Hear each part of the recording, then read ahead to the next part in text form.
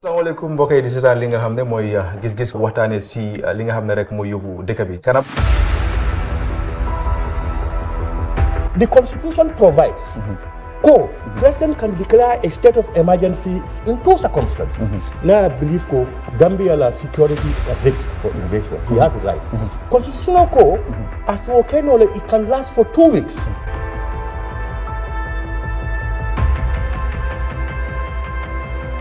And he has the intellectual, moral, political right and grounding. He's on terra firma.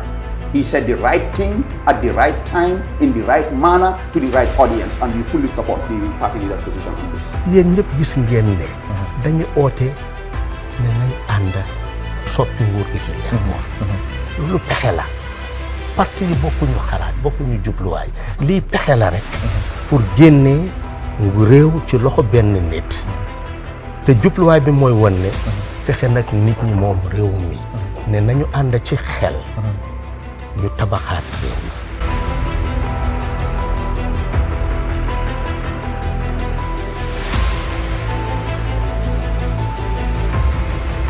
président Adama dafa am mandate ni ko Gambians choose ne na liggéey réew mi mu tànn ay nit ñu liggéey ak moom man ci ñooñu laa bokk maa ngi liggéey ak moom. ngadi ko andi mela ay mul ay tinaro min ke Gambia jaw mul ka wole ta ka ko APRC fananda do tinaro kala alle mo stade le so ka APRC da kala image de da ko tenge isaje ko gamne no ko tenge sila pati ni ko tenge. You know, yalon say you are putting me in a funny position. Come down me for the COVID jahannam. And you can't take COVID.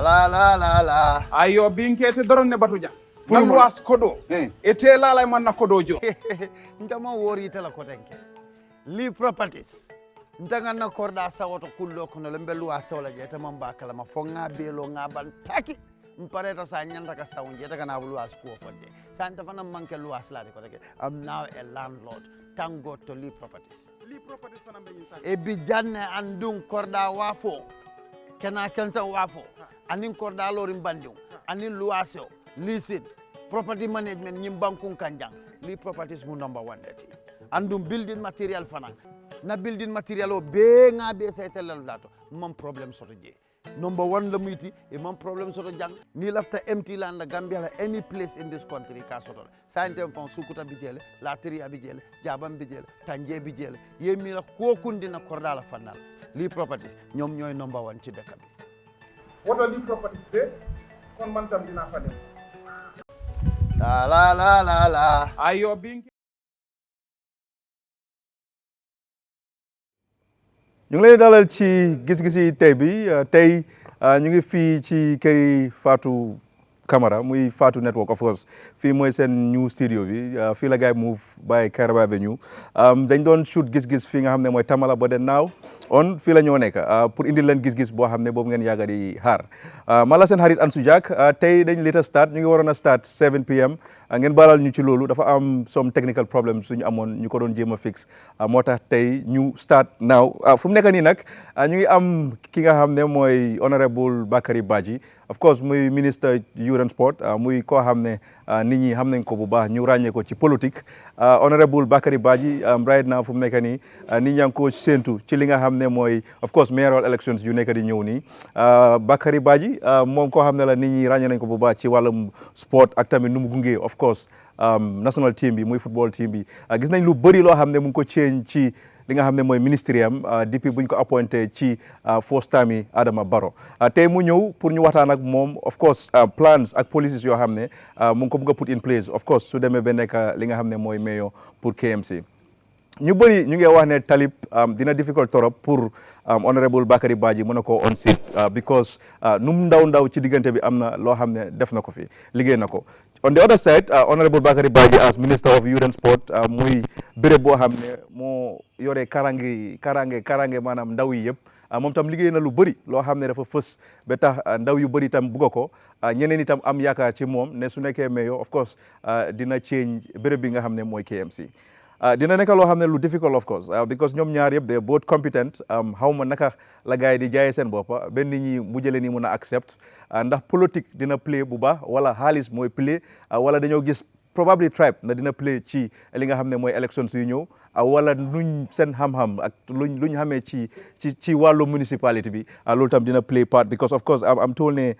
honorable Bakary Badjie at some point nekkoon na ci municipality boobu mu faa liggéey waaye si kanam dina ñëw mu leeral loolu noonu yëpp honorable ñu ngi la dalal bu baax ci programme bi kontaan nañ trop ci noo accepté suñ invitation this is the second time ñu la am I think yow ak honorable Ousainou Darboe rek lañ am as minister ci programme bi daf day jafe trop pour ñuy am guest from the government waaw asalaamaaleykum maa ngi laa nuyu Ansu di nuyu ñu nekk ci panel bi yëpp waa Samba du Dia Dabax Malick di nuyu ñëpp ñoo xam ne nii ñu ngi seetaan Giss ci jamono ji ci bépp plateforme bu ñu ko mën a seetaan di wax rek kontaan naa pour ñëwaat fii again for the second time and then of course ñu yaakaar ne waxtaan bi dina jaar yoon incha allah. ok ñu ngi la dalal ci show bi bu baax tey nee ne ak Rafi ñoom nekkuñ fi si very last minute yi laa xam ne duñ ko make si show bi of course maa ngi am sama paneliste yi Dabax Malick moom daw nañu about 2 episodes ñëwut ak tamit Doudou Dia ñu ngi la dalal ci programme bi bu baax a baax ak tamit Bassamba Dramé ñu ngi leen a dalal bu baax but honorable nañ start waxtaan bi quickly ñu start with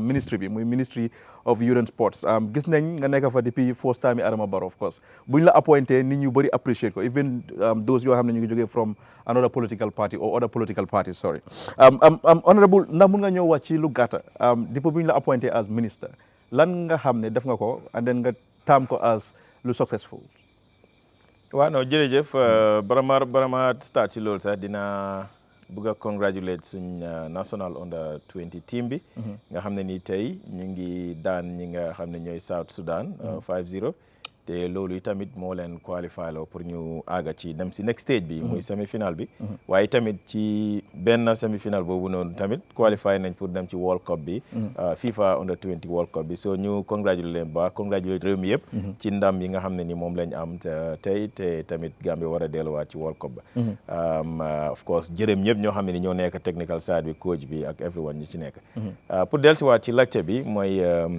li nga xam ne ni mooy liggéey I mean comme man dañ ma appoint in October of 2020 jamono jooju fekk daanaka benn at ak dara moo des pour président Barrow first time am jeex then of course biñ fa ñëwee liñ fa fekk mooy staff si fa nekk ak programmes ak policy yi nga xam ne moo fa nekk ñu jël yooyu continuer ko li nga xam ne ni luñ ci mën a xool la xool ko wécci ko wala loo xam ne ni war nañ fa yaakaar nañu war na faa nekku fa woon ñu def ko fa benn ci yooyu mooy suñ national youth policy loolu was among the first thing li nga xam ne ni moom lañ njëkk a somba mooy jamono jooja suñ youth policy bi dafa jeexoon depuis 2018 ñu continuer ko li fi nekkoon ñu jël ko defaraat ko ba nga xam ne yóbbu nañ ko national executive bi cabinet dañ ko approuve mu nekk guideline bi nga xam ne ni mooy doxal ministre bi ñaareel bay tamit mooy ci li nga xam ne ni mooy suñu sport bi am na ci wécceeku yu bari yoo xam ne ni nit ñi gis nañ teg nañ ci seen bot daanaka jamono jooju soo waxaan dañ laa wane football wala volleyball wala basketball wala athletics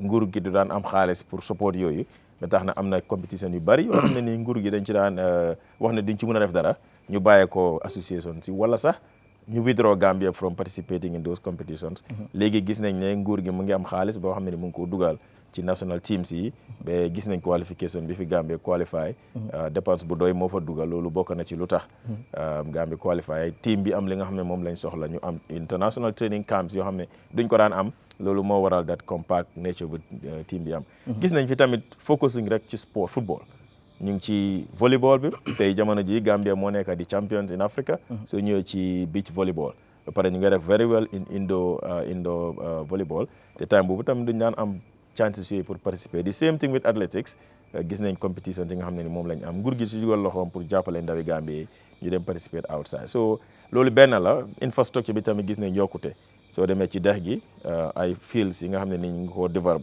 window delay na waaye ba léegi fu mu nekk mu ngi waaj a jeex suñu international stadium bi ñoo wax depuis bi ñu ko bilee in 1984 ba tey mosuta am benn renovation bu fa xew ba tax na CAF baan ñu depuis 2014 bi ñu baanee nguur gi mu ngi doon jafe pour mu def ci xaalis waaye ci jamono ji ñu ngi koo liggéey pour andi ko to international standard so yooyu yëpp mën nañoo gëstuwaat gannaaw ne lu ñu def la ci sport ci wàllum ndaw ñi am nañ ci suñ national youth service scheme bi NYSS xamoon nañ naka la meloon waaye léegi fi mu nekk nii ñu ngi ko delloosiwaat ñu am recruitment si nga xam ne ni ñu ngi jël ndaw ñi di leen yóbbu school ñu def orientation si ba pare ñu yóbbu leen GTTI o Cheikh Mahfouz o yeneen institution si nguur gi di leen fayal school fees di leen fayal stipend suñ youth enterprise fund bi mooy bi nga xam ne nii in January of 2021 président mu ngi ko loncoon nguur gi dugal ci loxoom pour jàppale ndaw yi nga xam ne ni ñu ngi def business ñu jàppale leen ci xaalis koom-koom bu ndaw pour ñu mun a yokk seen business yi loolu yëpp bokk na ci li nga xam ne ni moom la ñoo mun a wax ne li ñoo gëstu gannaaw la seet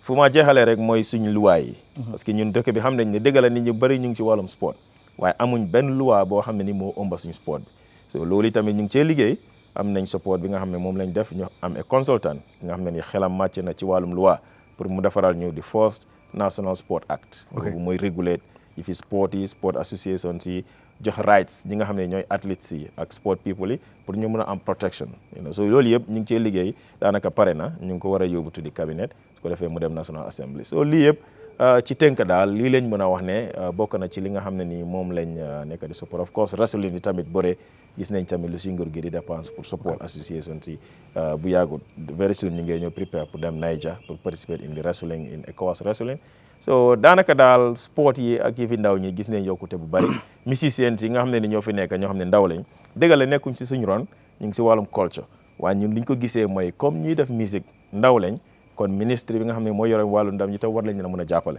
moo tax tey daanaka du ma wax ñëpp waaye majority artistes yi am soo yëpp Ministry of Youth and Sport dugg na ci seen loxo pour jàppale leen so lu ñu def daal ci ñaari at yi bëri na bëriwul waaye ñu ngi def suñu kéemtalaay kàttan of course ci dépense bi nga xam ne ni moom la nguur gi di joxe ak liñ ci mën a def waaw fii nag laay emale kaddu daal pour gàttal ko daal. Okay, now honorable balaa maa ñëw si panel si first dañoo start with Adama Barrow in 2021 ñu ngi gis election si nga play of course huge role ci Adama Barrow nu mu munee jëlaat place am yow ci ban fànn nga ko doon jàppale. non bon fànn bu ñu ci doon jàpp rek of course. yow as an individual. waaw no am nga nit soo nekkee ministre.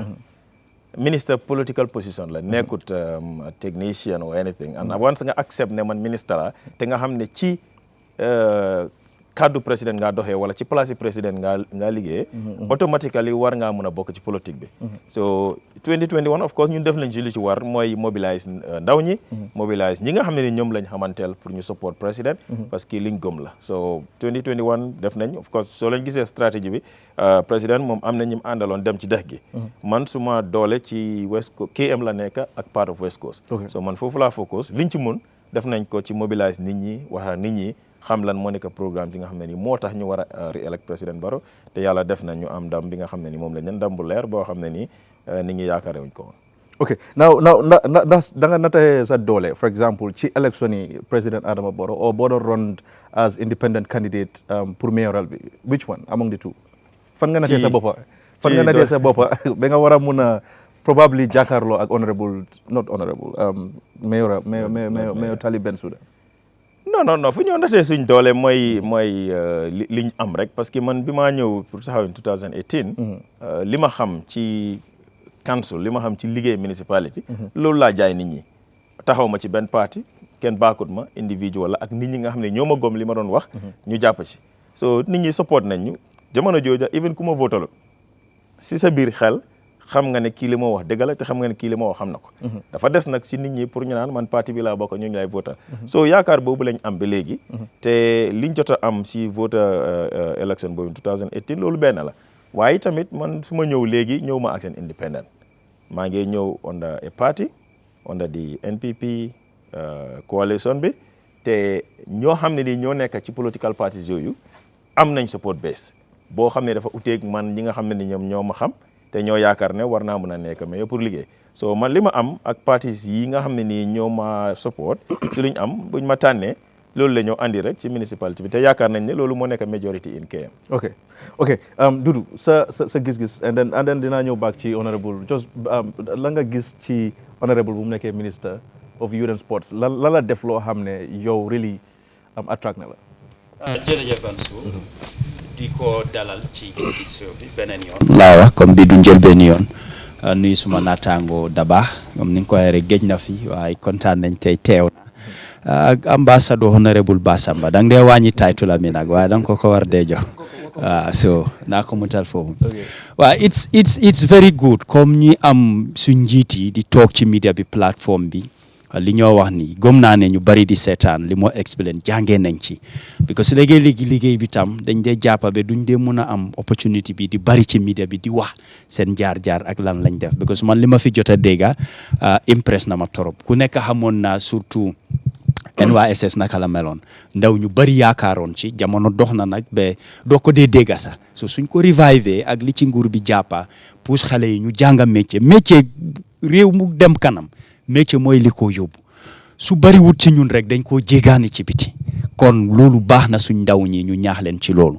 en lu mu fi lim yëpp ci wàllu tàngat yaram bi sport bi kenn du ko weeti lamba bi dundana football bi àgga na fu réew mi mu suta àgga yëpp ci njiitalam la moom li am la ñoo wax kontaan naa ci jiite bi nga xam ne moom la jiite ak li am ci ndaw ñi waaye man li maa jooy rek ma ne nguur bi nañ leen yokkal seen budget yàgg naa di ko wax dañ boole ñaar wàllu tàngat yaram ak ndaw ñi tey soo lee dëkk bi loo pa 60% ñëpp ay ndaw lañ kon seen budget pour man dafa tuuti lim fi lim yëpp suñ leen yokkalee rek dinañ def lu gën a bari man foofu lay gisee te foofu lay xoolee te ndaw ñi lañ yaakaar ne ëllëg ñooy uutu kilifa yi réew mi ñoom ñoo ko war a mun a yóbbu seen budget su baree man gëm naa ne dina am feneen fu ñoo jaala ñu ngi way fi drogue bi pour xeex ko waaye soo waxee nit ki rek ko bàyyi drogue lan nga am pour jox ko loolu yëpp xaalis mooy lu ko def kon man foofu lay gën a ñaax nguur bi liñ def gëm naa ne su koppar bi yokkoo dinañ def lu gën a bari te ñun ndaw ñi lañ am ci dëkk bi ñoom ñoo war a utu réew mi ëllëg kon ñooñu dañ ñu war a ñor pour ñu mun la naa defar ci lu bari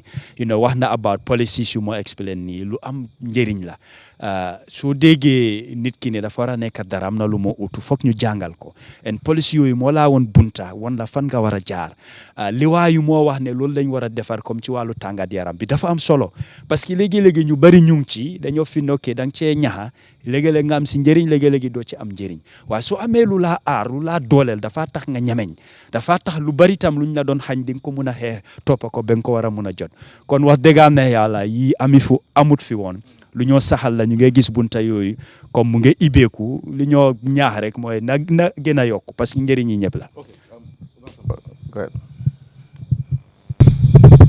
Assalamualaikum. maa ngi nuyu honorable thank you for coming and then suñu runaway brother bi Daba welcome back Dudu Ansu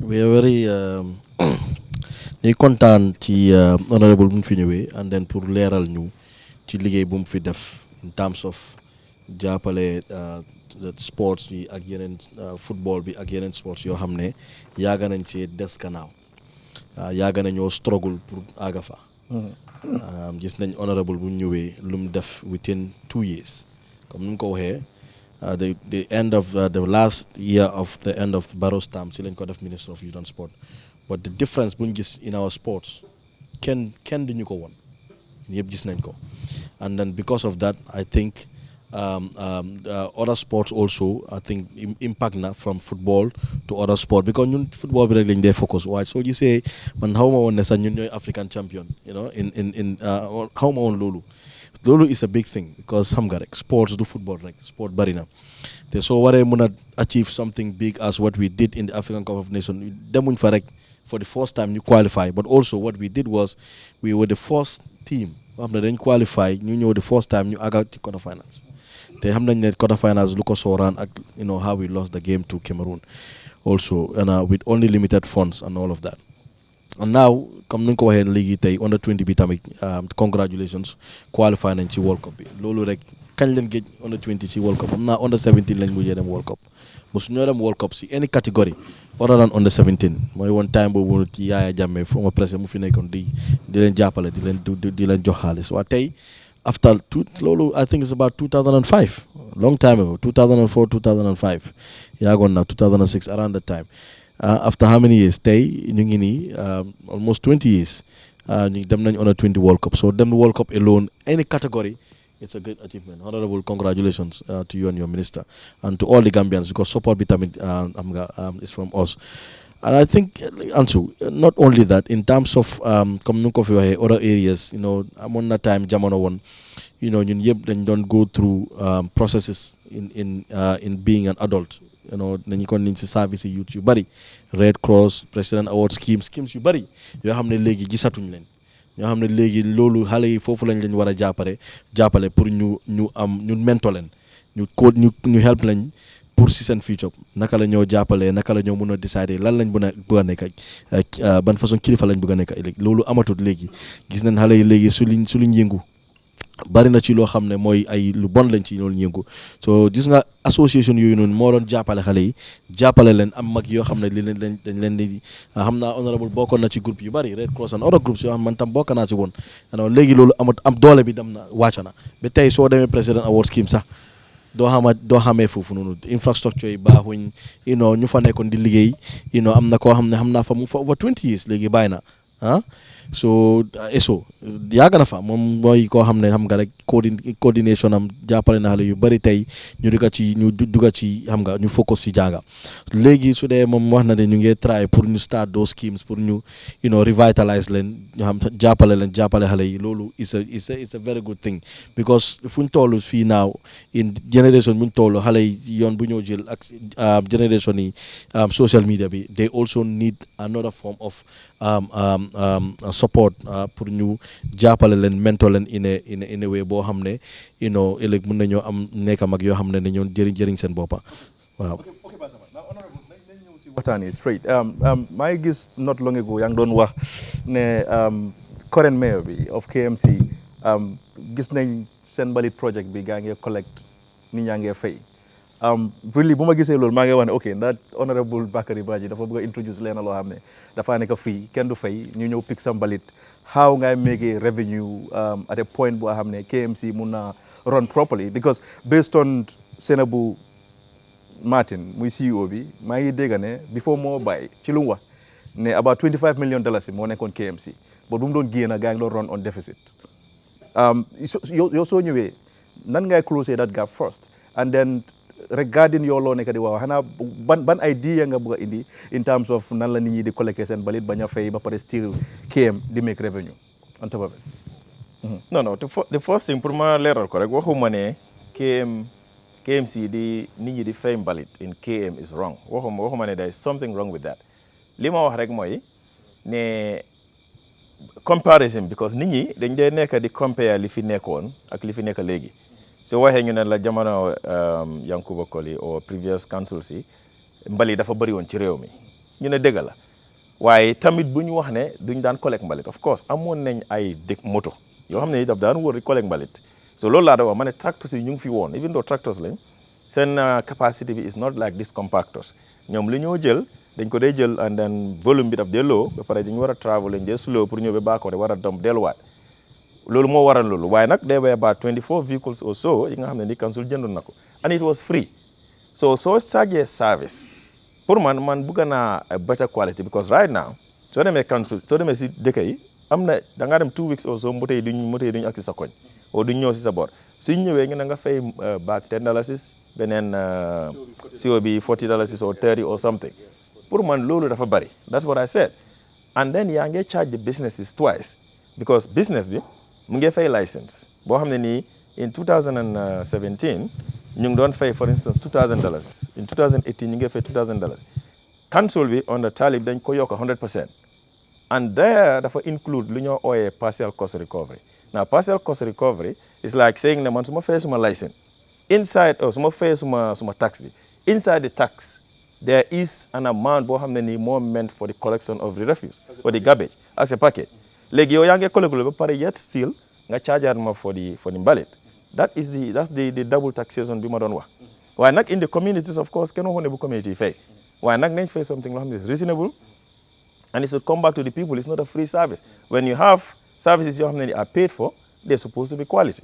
so man lii laa doon wax on the side of the mbalit but it doesn't mean that council bi should make it free or whatever of course it depends if council make a study you realize they have enough revenue and to make the collection free, or you inbuild like they do with the businesses, I think that would be better for people. Now, that's one thing. Now, whether council should have a revenue, council, waruñoo mën a am a problem of going into the red or into deficit. You know, we know governments operate that way. But council revenue, is at 300,000. I mean, 300 million. Now, 300 million, but you have, of course, social projects to run, which at the moment, council is not able to do. I mean, this council, apart from the ballot. But there is a bit of advance. We have technologies you introduce, and we'll be able to maximize your collection. So you don't even need to increase taxes. But if everybody pays, and then leakages amut, you should be able to collect enough to provide the service. So if there is a deficit in the council in terms of expenses versus revenue, you can augment it by ensuring that collection is maximized. And then you have enough revenue. But council be more than develop budget. Can do force for develop budget. Now, at the end of the year, you have to develop budget for next year. So budget, you know exactly lan mo nek sa anticipated revenue. Also, you know lan mo nek sa anticipated expenditure from January to December. Now, the law says 60% bi dafa wara delu ci nit ñi. 40% bi mom nga use pour sa operational matters. So war nga mëna balance a budget by knowing exactly what is expected to come, nga cut down on the things you think are possible, and then your budget is balanced. So you go out there and collect the revenue and make it work. Improvement, that's what the council should do. So the issue of the tax bill, issue of the ballot bill, that exactly Lola don't explain there. Then I know back to you, and then when you probably plans you put in place, law are so different from luñ nekk di gis right now with KM. But dama fàtte sama brother bi dama ko fàtte dama ko jump. Dudu mo ne sa yaa ko jump. Dama da nga gëj a ñëw man fàtte naa sa da nga bokk ci programme bi. Dama of course sorry for that. So opinion about honorable. Of course I know ne friends ngeen, but then I know ne yow tamit di nga always joxe sa opinion xam naa la lan nga gis so far loo xam ne honorable Bakary Badjie def na ko so far as minister loo xam ne yow attract na la comme ndaw. First and foremost ma nuyu ñu nekk di seetaan both Paradise TV ak Fatou Network.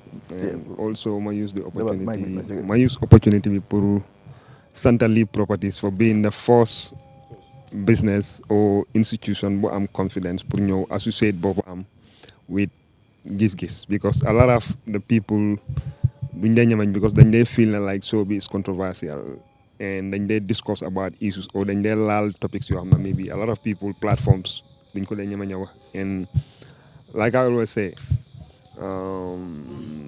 lolu lu ñoo santa gaay la, and I will encourage every Gambian ku buga get into building nga dem nga patronize guy. They have good building materials, they have cement, ba pare am nañ estates am na ñu ngay jaay, and I think ne he's a very young Gambian ku nga xam ne like dafa am mu ngi create employment opportunities for a lot of young Gambians and he needs to be supported. So beneen di mooy man nuyu suma fellow panelists yi Dudu Basamba ak Bax, Nene ñoom Rafi, and hope ne next time nañ fa tase ak okay, Bax man I've known him for over 20-something years, 23, 24. So, such relationship we're na harit. We are more of like family. We are more of like brothers. And Bax bima hamon 23 years ago is the same person man kuma ham bete. And nit ku neka so wax da nga wax sa digënté ak yalla. Okay, now politics la neka. A lot of people will say a lot of things. Waaye ñoom ñi ko nekk di wax sax xam nañ ne sax lu ñoo waxi politique la moo nekk, waaye nekkul loo xam ne dañ ko wax seen axulaay taala. Nit la koo xam ne xam naa ne ku am gom-gom la, nit ku déggu la, nit ku honest la, nit ku jub la, ba pare nit ku xam li moo def la. Understand nga? Du ma wax ne amut bots, because doomi aadama bu perfect amut. Ku dul yàlla am nga imperfections, because noonu la ñu yàlla bindee en tant que doomi aadama. Waaye nag li ma mën a déggal mën koo firndeel mooy ne majority of character am si lu mu ne mooy character nit ku baax la, nit ku jub la, te foog naa nit ku nekk ku interact ak moom di nga xam ne he is a very humble and down to earth guy, because despite positions yu musa hold yëpp, he is the same person, he moves with the same people ñu doon move with, he does the same things lu mu doon def, there is no changes to his lifestyle and all that stuff. So beneen bi mooy man musuma am disappointment biñ ko appoint minister. Foog naa toog naa fii gis ma wax ko, and people thought ne xëy na lu nekk suma xarit because I'm close to him moo taxoon maa ko wax. waaye alhamdulilah sant yàlla tey most of the things yu ma doon wax yàlla teg na si loxoom ne ñu ngay gis results yi ok mun ngaa nangu nag mun ngaa bañ loolu moom si doomi aadama la parce que yàlla bi ñu bind saaka ñu sax am nañu d'accord so man expect ma everybody to accept and agree with whatever he does you understand te gëm naa ne tamit mënut a def everything mu perfect because he's a human being and bu mu ko jéem a try sax na def lu mu gëm ne moo nekk digganteem ak yàllaam ne moo nekk in interest of the general majority of Gambians and mu def ko si axulaay taalaam everybody am na gis-gisam so impact bu mu def si ministry bi is out there for everyone to see you understand ñun ndaw lañ ñun si youth work lañ xamante ñun ku ñu xam nga ne suñu life yëpp dañ ko dedicate si youth organizations in Gambia and West Africa I can say over depuis bi ñoo nekk primary school dem ba jeexal high school ba nekk di liggéey ba up to today si youth work ñun loolu lañ ñu xamee you understand so xam naa ne département bu nekk département bu mu xam la and I know ne tamit lum bëgga la si xolam and loolu moo si important yeneen yu si des mooy collectively la because ministry bi he is not the only one ba pare process la boo xam ne nii like dafa start depuis 1965 along the way am na yu baax am na yu bon but like I always say responsibility soo ko jiitee it's collective amut ne du man o du fekkee moo ko because a lot of people in the past ñoo lay foundations and xëy na yàlla def na tey end product bi moom la ko yàlla cëralee notwithstanding ne dañ ko congratulate on that also tamit but dañoo remember also the people who were there before him parce que loolu moo si gën a important waaye dem na ñëw na daal li moo liggéey ñi bëgg a gis ñu ngay gis ñu bëggut a gis nag ñun mënuñoo convince gars yi pour ñu gis daal man loolu laa jàpp daal. bañ ñu back I'm sorry nag yaa ngi am foofu woon a daw waaye am na a lot of things yu ñu bëgg a wax now dama bëgg regarding sa appointment as minister there are a lot of people yoo xam ne ñuy yëngatu ci wàllum politique gis nañ ñu bëri ñoo xam ne dañ form political parties and then seen reward mooy dañ leen delloo dañ leen jox ministerial post yow dem nga ba nekk at that level of being minister of youth and sport ndaw yu bëri ñu ngi laa séntu ci side boobu noonu and then yaa ngi liggéey man I have a friend within the team wax na ma lan nga nekk di liggéey ci wàllum football ak noo leen nekk di jàppale naaw ñu ñëw ñu gis yaa ngi dem di jongante ak Talib what exactly ban trade moo nekk between yow ak président bi ba nga war a mën a jëli is it ne yow yaa jóg bugg a jos jël place boobu noonu because demalal nga ko woon 2018 amuloo ko wala am nga looy séentu probably one day nga replace Adama Barrow pour nekk flag bearer for NPP what exactly moo nekk di trade between you and the president pour nga war a mën a nangu pour jongante Talib non su ma diggante ak président is a professional relationship as a minister moom ki mu appoint moom as the president the head of state but of course at a political level also he is the NPP secretary general te ñun ñëpp foofu lañ bokk so suñ kilifa lay tamit ci boor yooyu waaye loolu mooy suñ relationship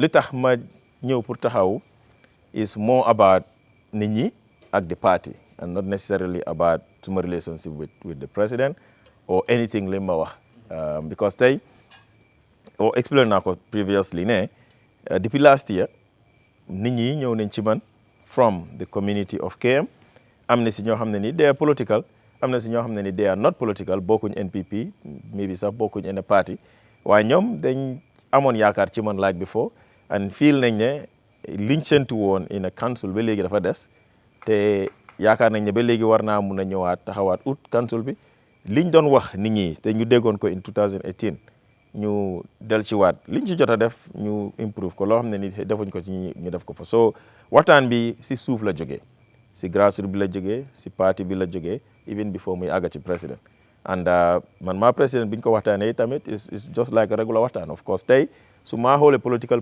ministerial position ma war a dem di taxaw for mayor fu ma jaar ma waxtaan ak moom te waxtaan nañ ci and just like any other person of course ku nekk daf laa wax opinion am and waxtaan nañ ba agree and we agreed of course you ready to do that waa pare naa pour def ko and then we went ahead and do it comme li ma wax la so président bi yëg na ko moom ci boppam sax fin before man maa dem ci moom fekk moom nit ñi dem nañ ci moom ne ko ne ñun waa KM lii lañ bëgg pour nga defal ñu so nii la waxtaan bi demee and biñ ci waxtaanee tamit ñu d'accord ci kaddu ne pare nañ pour dem si municipalité bi am suñu yàlla may ndam ñu liggéeyal municipalité bi comme ni ko bëggee waaye comme ni ma wax rek ba tey parti bi announce sa guñ formally because ba léegi am na si ñoo xam ne nii ñun dañ leen jox seen respect tamit ñoom it apply nañ comme man ni ma apply just like any other person so parti bi announce sagul formally ne kii la ñoo taxawal waaye man am naa yaakaar ne man leen ñoo jël moo tax tooguma man ma jóg di dugg si biir nit ñi ba wax bi ngeen di wax ne moom ngeen dégg in Bundung bi ma doon mit ak community bi ñu dégg ko waaye benn politicien du toog bañ la announce special announcement boo xam ne dafa xala delay ngaa door a jóg yaakaar bi mu ngi fa te comme nit ñi KMI nit ñi NPP yi ñoo ma approché na the first time yaakaar naa ne dinañ ko mën a. Ministerial position actually is the highest aside from the president bi. So I'm sure that there is a rationale behind sa move bi nii. Aside from nit yi ñoo ma tànn nit yaa ma pousse ak yooyu noonu lan mooy long term goal bi is it ne at some point because we all know ne Talib Bensouda ñum Dr. Ismaila Ceesay Essa Faal ñi yëpp dañu am ambition to run as president. Hopefully in 2026 or after that loolu is part of your long term goals. No, man, I don't actually right now. I have any intention to run 2020. I mean, 2026 is just few years away. Te comme li mo ci parti la bokk. Suñ jiit is president. Man yaakaar naa ne president dafa run out in 2026. So man, I'm not looking at that. Li ma xool mooy lan laa mun a liggéeyal askan bi te dëgg la minister is higher in terms of portfolio, in terms of maybe salary, and then the profile bi nga dee build.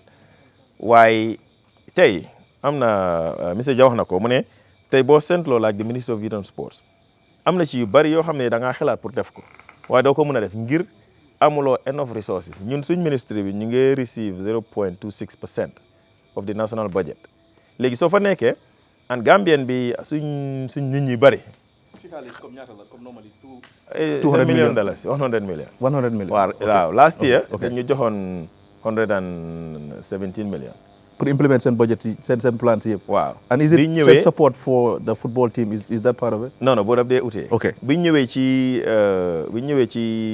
bi ñu revisé budget bi. In fact dañ ko wàññi to about 80 something. About 85 million. dañu wàññi by 15%. And then this year 100 million exactly loolu la ñu jox for 2024. 2023. Now 2023 so amee 200 million what can you do with that? Foofu ngeen a fay all your operational costs, all the other institutions in your run. NYSS, award scheme bi mu doon wax, NYC, stadium bi, department, yooyu yëpp, department of youth and sports, yooyu yëpp foofu lañ ko runee from. And foofu nga war a joxe all this support for activities, apart from the national team, ñoom seen activity ñu ngi ko fay from the levy, mooy sport levy, waaye yeneen yi ci des yëpp is within. So loolu daf dee jafe, waaye council bi dafa uti. Now council is pay na fi nga xam ne nii ak sa mayor ak sa council bi yéen ay nekk di drivers so yow yaay xalaat ne ñun next year lii projet yi ak yi lañ yaakaar ne suñ ko implémenté dina am njëriñ ci life yi nit ñi nga andi ko ngeen waxtaan ko ak council bi ñu approve ko ngeen defar ko seen budget bi nga dem parce que booba yow a sort of funding soo xamee ne sa collection is 300 million sa operation is 40 60 bi is going to the community xam nga exactly 60 boobu loo koo def te du deñ unless nga am an economic crisis boo xam ne dafa affect collection or health conditions comme COVID nga xam ne dina tax doo am loolu so loolu daf la day mën a help as a person pour yow luy sa xalaat nga mun koo def in a more open way te nit ñi tamit dinañ xam sa man ak sa loo mën a def lan la waaye tey man mun naa wax ne bëgg naa bill lii bëgg naa def lale bëgg naa support fële in the end of the year finance ñu ñëw ne nañu we don't have that much man lii lañ la mën a jox but loolu itam is just on paper while you in the year mën ngaa binda request for ne ok budgetoon nañ pour jënd table ak build a field somewhere else ñu ne la ok ñun we don't have the money for that why we will give you for the table na field bi xaaragum loo ci mun dara because they are the ones that are controlling the funds and until ñu gis youth and sports as a major component of suñ development li nga am du bari waaye tey mun naa ñëw in KMC for instance ma ne bëgg naa build a park te dinaa ko build because I know the resources are there kenn du ma ko aaye o kenn du ma wax ne oh non tey wérgu yaram bi moo nekk priority education mooy priority or agriculture mooy priority these are the difference between nekk minister ak nekk mayor. Okay, now bala maa ñëw si gars yi dinaa ñëw après answer beneen question bi but honorable now we've seen Talib Bensouda mu ngi try di liggéey di def yenn projects and then gis nañ mu ngi come up with 25 kilometers road boo xam ne maa ngi ko gis recently mu ngi ko launch last week 25 or 23 23 okay 23 with some other projects yoo xam ne mu ngi ko partner with Gambians yi now yow soo ñëwee as mayor lan nga foog ne loolu nga indi in place loo xam ne dafa different I know ne there are people yoo xam ne of course ñu ngi question talib society procurement which aw ma ci lu leer because wax naa ko pour mu ñëw si show bi hopefully nañ ko am but then despite the fact ne talib as an individual I know ne he is very visionary but mu ngi grapple with funding pour mu mën a def project sami comme yow noo ko waxee ci ministry bi loo nekk di face right now yow when you come in place lan ngay mën a def loo xam ne dafa so different from talib right now. Okay, no, okay, of course. Talib, mayor, Lord Mayor, ma yaakaar naa moom mu ngi doon compare dégg naa ko di war a saa mu ne government dañ stop some of their fundings. Pour man that is not the issue because loolu du léegi that issue of jël di tourism license yi livestock license yi loolu happen during like contest time so yeneen councils yi fa jaar the same situation lañ fa fekk in fact ñoom they were receiving less. So that complaint boobu pour man yes is valid because central government at a particular time dañu war a delloowaat some of these taxes but it didn't affect to nit ki operational because by the time nga ñëw si council bi loolu nga fa fekk but moom am na advantage in the sense ne he is operating in a very democratic dispensation kenn contrôle tax am kenn jëlu ko ñun amoon nañ fi in the past where central government was dafa stop on council from collecting revenue ñoom ñu ko doon collect directly through GRA. At the time, things were not difficult. Why amuloo loolu léegi. Now, one thing, li also KM residency, I know they talk about increment of revenue. In fact, before ma ñëw ci loolu, ma ne the 300 million that council is saying that ñoom loolu lañ dey collect, which is, I guess, is valid. Naka la ñëwee? Previous councils yi ñoom bi ñoo ñëw in 2017-18, fekk council bi mu ngi generate about 150-160 million dollars per annum, per year. And they did a lot. Tey nit ñi fii social media bi dafa yomb ba nga xam ne ni people can get up ñu naan oh kii moo nekk the best mayor. But you cannot be able to point out projects that you did from council revenue. At the time bu nga xam ne the council was collecting those 160 million, council built markets. And I can list them from Abuko. Kuy dugg si Abuko, kuy dugg si KM, Abuko sa right side bi there's a market. Si boori trucks yi fi ñu dee park. Yankuba Koli moo tabax loolu jamono. So ñëwee Talinding Sikap so wàcce na mel ni ku dem Talinding school there's a market boo xam ne dañ jëndal land bil ko at the time that man I was a nominated councillor Talinding Jilifirkunda ci biir dañ jëndal land from a community ñu bil ko Old Josong si gannaaw prison bi council dafa jëndal dafa am na land mu bil market Serekunda market dafa lakkoon fii ba mu jeex time yi Yankuba Koli lañ rebuild that market fan la xaalis boobu daan jógee from the council revenue government was not supporting. And at the same time, tamit amoon nañ enough tractors yoo xam ne ni moo daan wóor di collect mbalit for free. That's what I said the last time loolu lañ doon code noonu. Nit ñi duñ daan fay so there was no revenue from the mbalit collection. Charles Jaw laay konte moo build Charles Jaw Academy mu nekkoon a junior school.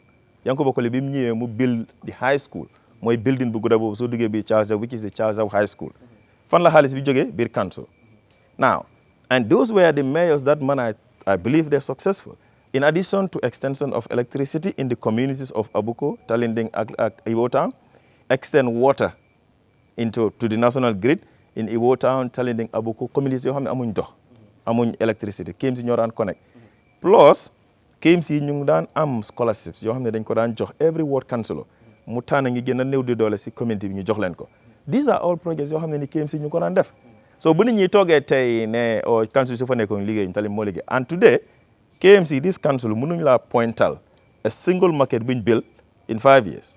Mënuñ la pointal yoon buñ build in 5 years. Mënuñ la pointal school buñ build in 5 years. Yet, ñoom ñu ngi collect 300 million. That is questionable. And this is the thing loo xam ne nit ñi dañ ko war a understand. Lan moo tax KMC di collect 300 million or 200 and something million? ñu ne there is financial discipline. No. There is a tax increment on the people, on the poor people of KM. In 2018, bu this council di ñëw, ku amoon shop in Serekunda market yaa ngi fay 500 certain shops there are shops yoo xam ne ñu ngi doon fay 1000 in 2019 KMC council bi ñu passé resolution ñu gazette ko and they increased the tax by 100%. So daan fay 500 yaa ngi fay 1000 so daan fay 1000 yaa ngi fay 2000 licenses were paid for trade licenses were 3000 ñu increase ko from 3,000 to 3,750. So this is where the tax increment, the revenue is coming from. It's not because KMC didn't put in place fiscal measures. No, it's because da nga yokk tax bi at the expense of the people. Jigéen yi ak góor yi ñu jaar ci marché ba duty ñu ngi daan fay $5 per day for the duty. In 2020 ñu increase duty from $5 to $10, 100% increment. So this is where this money is coming from. Wow, compound rate is the same. So you council begin nax nit ñi naan ñun dañ am discipline moo tax ñu am more. No, it's because they increase the taxes ak license by 100%.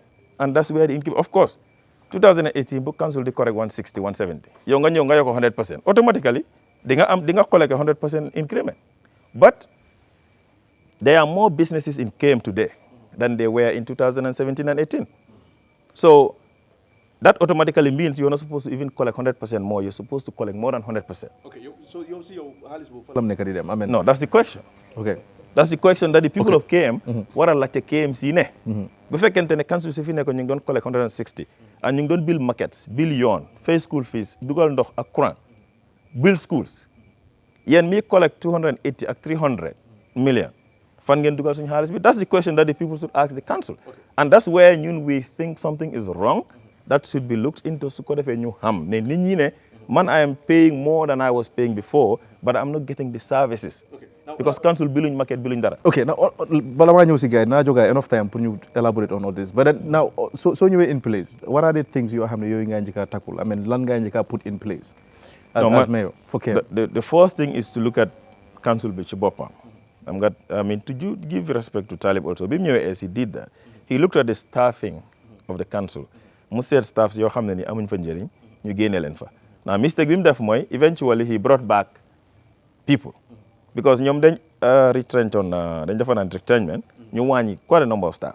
But over time ñoom seen booba they have increased about 80 staff in addition over the period. Because loolu is not from somebody, it's the report that the Ministry of Local Government biñ def moo wane ne council dañ staff like close to 100. Because of the Mali project?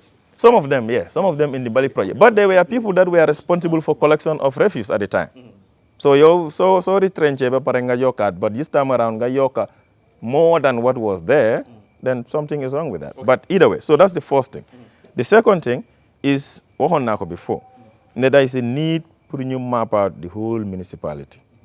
Look at businesses and their location and be able to know kuneka assess la, kuneka nyata nga wara fay. So that a businessman would not come to council, ñu la wax ne okay yaa ngi war a fay $10 waaye mun nañ la ko wàññi nga fay 7 when the business is saying. na ngeen di amee resources yi, for example naka la gars di mun a meet up with all those businessmen pour war a mun a leen di charge ak yooyu, because I know ne they will have problem of transportations ak yeneen, but how ngay mun a meet up with that?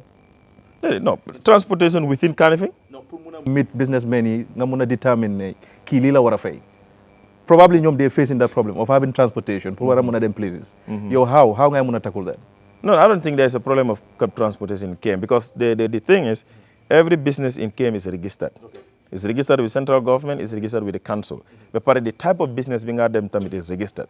So I'm doing a business register within the council and the type of business being added and the type of license or taxes in our fee. So LOL is known.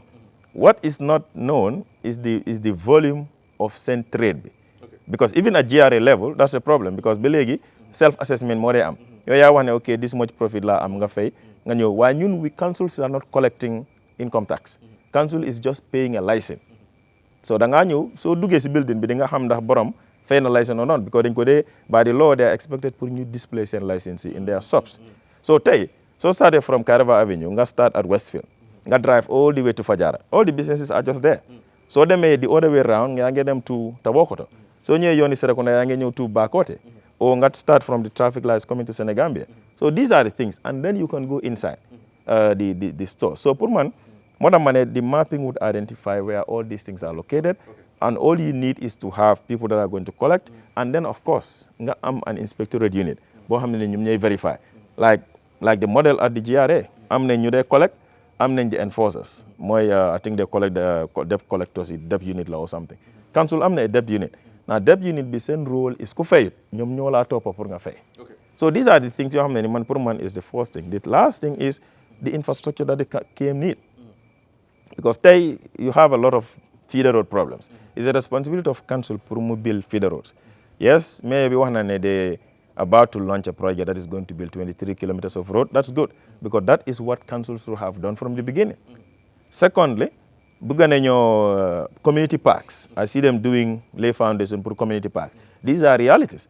Councils should have been able to support communities. New as a ministry, we're getting on the ground, they build parks in the communities, support communities, or fence the football fields. That is not central government's role. It's a responsibility of the council to build community parks. Is it going to be the same model, for example, public-private partnership Talib Nekari with Afrisal? Get kind of rebuild certain things. Are you going to do the same thing, or funding outside? What are you looking at? No, if of course, I mean government. The fact that I'm got that partnership with them, which no. I think it can be both. Not central government, because central government they will focus on the major things. The councils, through their own revenues, generate, they can do whatever they can. Even if you're going to say every year they might build banner field, that's good. Secondly, the public-private partnership is good. Nobody doubts that. If you have a partner, Bohamneni is willing to come and work with the council to support in their projects, that is good, because in the end results will more matter. More the communities will benefit from a community park, Bohamneni, it's going to be beneficial to them. Okay. And it's going to be a win-win between the community and the council, because council can say, listen, project. Then the community can say, okay, what? And that's like the park Beneka at the traffic lights. Let me understand the partnership big guy did for the Serekunda West. Because Bobu, I think there is more that people should know about that. Who is going to own what? Because so really the TOR big guy developed. The benefit is more to the company and KMC than the community. Because they develop, they build stores. But the revenue from the stores goes to the council. Every program which is sport related, then the benefit comes to the sport committee. Any other thing is for the company.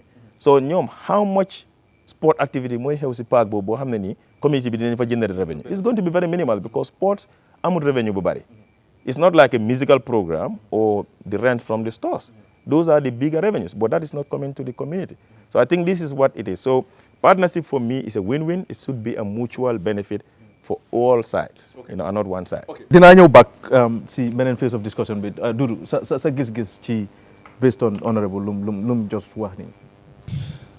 Well, foog naa ne moom laal na plan Sami first and then yeah laal na lu bari, and wax naa ko fi gis-gis about the 60%. Man suma focus foofu la nekk and emphasize ne time like konte ñun KM lañ juddoo yaroo fa ba tey foofu lañ dëkka comme liñ daan def, it's not happening now, and ñi fi nekk tey they are collecting more. Baax na moom tam mu elaborate on that. Nekkut ne we are picking on anybody, but these are facts. Okay, so nit ki doon collect 150 160 mu jox ñu loolu yëpp, yow yaa ngi collect twice as double. Lan lañ ñu nekk di jox tey man lii laa nekk di laajte, and I feel ne it's my right, because ñun ñëpp ci suñ poste la moo jógee ñu ngi fay, so we deserve ne pour mu ñëwaat back ci ñun. And wax naa ko fii gis-gis ma ne 60% boobu I'm not being biased, ma ne even ñun suñ jamono APRC suñ time man dama feel ne 60% boobu nekkuñ woon di ko joxe. Kon tey Kanifing municipal dina passé level bu mu nekk nii, liggéey nañ def nañ yes, but was it enough? I don't think so. Man suma gis-gis lay wax, and dama feel ne we need to do more about that. And baax na tam nit ñi ñu leen ñu sensitize leen, especially fi council tey bari na coow, so ñu bari mënuñoo understand loo xam ne noonu la council de operater, li moo jël fan la ko war a dugal, and people need to be aware pour ñu mën a understand. Bi fi politique du coow rek oo nga make noise, waaye soo demee seet even si local government ak bi li ci nekk li nga xam ne moo war council. Tey maa ngi ci forum yoo xam ne su ñoo wax about ne council defut li ñeneen ñu ne waaw lu fi government bi def nguur moo ko war a def. Xam nga ñu understand uñ fonction ni council, because soo déggee ñu ne municipality bi dafa mel ni lu ñoo wax autonomous power am nga ko, mooy di nga operate, kenn du ñëw gétteen la wax la noo ko war a defee. waaye yow su fekkee nit ñi ñor na leen dañ la ñor, yaa ngi jël ci ñoom da nga leen war a defalaat lu bari, dañ ko war a prioritize loo xam ne nit ñi loolu lañ soxla. dafa mel ni tey rek maa ngi woon si trafic bi benn police officer break ma mu ne ma dama la dee follow ci media bi last time bi maa ngi dégg yaa ngi wax ne library bu council di bill ndax community bi loolu lañ soxla ñu bari amuñ lu ñoo lekka naka la ñoo demee library ma ne ko loolu it's a matter of nga xam ñi nga dëkkal lan lañ bëgga doo topp rek nga isi ko soo waxee community radio yi bari nañ fii waaye dama fii ne yu mel ni noonu comme defuñ sauver ñu engage nit ñi laaj leen lan ngeen bëgga pour ñu defalal leen loolu it is very important council warul di toog rek mu gis ne ok lii suma idea la lii laa war a def déedéet waaye di beneficiaries comme ñoom ne ñoo ci war a am njëriñ council ñëwut ak xaalisam du mayor du council kenn ñëw di si fa xaalis nit ñi lañ dem bitig bu nekk kër bu nekk fu nekk ñu foga jël ci ñoom ay xaalis loolu lañ ñëw jóor ko ci table bi tey ne nangam lañ collecte kon li nga collecte du sa bos moomuloo ko council dafa war a dox mooy sa 40% léegi 60% boobu mooy nit ñi lan lañ bëgg nga defaral leen loolu I feel ne focus bi ci loolu la war a nekk te ba tey amaguñ ko man I would say ba tey amaguñ ko because soo engagé nit ñi nga laaj leen foo dem dañoo complain yoon bi baaxut fii su tawee dafa flood fii su lii so people bi cannot keep complaining te ñu ngi jël ci ñoom waaye nekkuñ di leen defaral luy tax ñoom seen boppa ñu gis ne waaw léegi mun naa am dal lii lu bari sotti na te ifun marché biñ sampa population mu ngi yokku nit ñi seen bugga mu ngi yokku surtout ci ndaw ñi soo duggee marché Serekunda ñu bari dañ laa ne dafa xat mooy ne sampa marché continuous process la am na ñu bari tey dafa jógee ba Latrikunda ñëw di jaay marché Serekunda area bi moo jógee su fa amee marché mun naa des foofu so community bi lii lañ deserve comme ñu decentralize te loi bi loolu la wax council dafa war di decentralize mooy li am fii war nga koo yóbbu fële yóbbu ko fële ku nekk gis si boppam si taxe boo xam ne loolu la nekk di fay and decentralisation boobu mooy nga tasaare mbir yi moo xam yoon la moo xam marché la ak paak yi ñoo wax nii waruta nekk rek ne ok council daf koo def moom kenn nguur bi am na ci cër council si ron nguur la nekk loolu buñ ko di faate loo nekk council yoo kenn tam mënuloo def lépp te nguur mun na laa jàppale ci lu bari in terms of am yu bari yi moo mun a lobby even partnership ak yëpp loolu suñ ko jiitalut rek ba tey politique bi daf ci ëppa doole lu bari tey li nga ŋaaña ak li nga joxoñ yow sa boppa yaa ngi koo def te buñ fàtte ne képp kuñ fal ak carte politique la en su la politique fare ci politique ngay dunda en honorable wax na ko fii man loolu suma góom-góom la ne kii technocrate la ñu jox ko ministre ma ne even soo nekkee technocrate di moment nekk nga ministre political appointment la you will become a politician mu neex la wala mu naxari la parce que liggéey bi moo ko laaj soo buggee nekk purely technocrate then stick to loo xam ne loolu mooy focus am waaye politique doo ko mun a génnee ci li ñoo dunda especially suñu waxee démocratie ne réew mi ñu ngi ci démocratie ñu ngi ko sampa ñu ngi ko tapa foog ñu dunda li nga xam ne mooy politique nit ñi seen understanding politique nag moo utee ñeneen soo ne politique rek lu ñoo xalaat mooy dem meeting dem campagne ak yee déedéet loolu nekkul politique xam-xam la xam-xam bi nga am ne lii laa bëgg a jox nit ñi naka nga leen koo joxee ak nooy fexe dajale nit ñi pour ñuy am njëriñ lii mooy politique ci man du saaga du defante du xuloo comme ñu bari nuñ ko defee ci mi de loolu nekkul politique loolu fitna la problème la mun léeg-léeg sax mën a fi seytaane la waaye politique ci xam-xam la xalaat nit ñi nga xam ne ñoo nekk ca gannaaw naka la ñoo amee njëriñ moo tax ñu da nga dee dégg ñu ne politicien bi lim dee wax mooy dimbale ma génn la lu tax ñuy wax loolu ñoom in toon lan lañ nekk di am waaye xam nga suñ la nekkee di defar ñoom ñëpp ñu koo gis di ko dunda mu am impact in their life man ma ne development du rek li nga sanca di ko sampa waaye nit ki tam dafa am yokkute loolu mooy development mu gis si boppam ne lii am ni yëpp man tam ma ngi see am njëriñ te yëg-yëg bi mu ngi ñëw ci man doo mun a sampa nit ñi yoon defal leen lu bari waaye ñoom lu ñu lekk sa amoon ko pour man loolu du development waaye parce que lu tax li nga jël ci moom war na cee mun a yëg boppam so comme point su ma laal ni dama fi ne lii ba tey des na du rekkee am de council ci yëpp